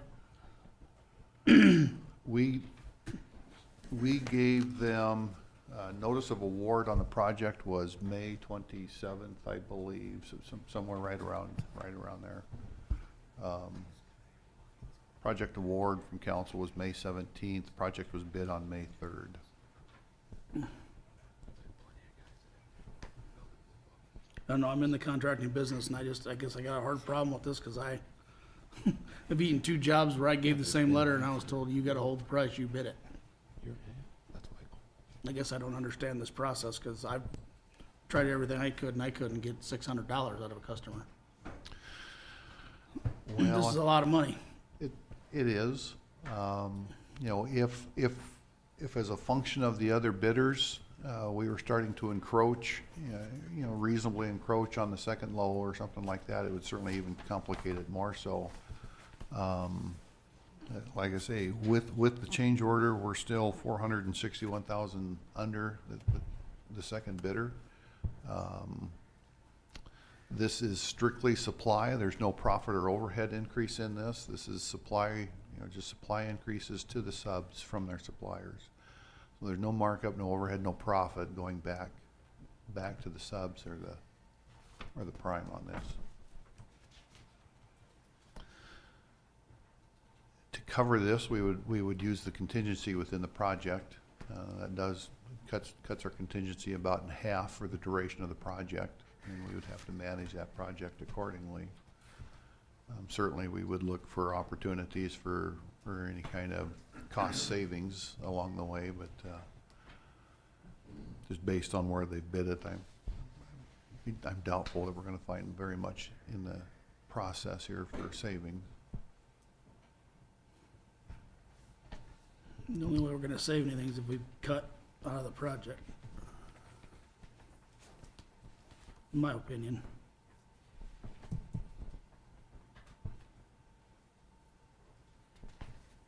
Any further questions or comments? Steve, how close were the second and third bids? The second low was read at $4,906,380. That bid came in with It was not necessarily a clean bid. It came in with conditions. The third low was read at $4,960,000. If we were to take the considerations in the second low bid that second low would probably move to third low or even fourth low based on those considerations. So again, second low, $4,906,380. Third low, $4,960,000. Fourth low, $4,989,000, and high bid was $5,038,000. Thank you. So I think this gives us an opportunity to lock in. We still got a good project at a good price.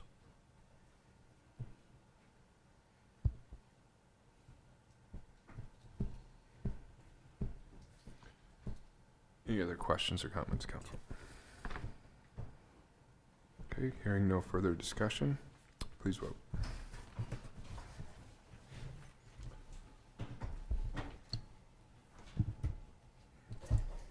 Voting in the affirmative, Arns, Merrill, McCarthy, Jackson, Clausen, Hildebrand. Voting in opposition, Granquist and Buren. Motion carries. With that, so we are concluded. This meeting of the Norfolk City Council is adjourned.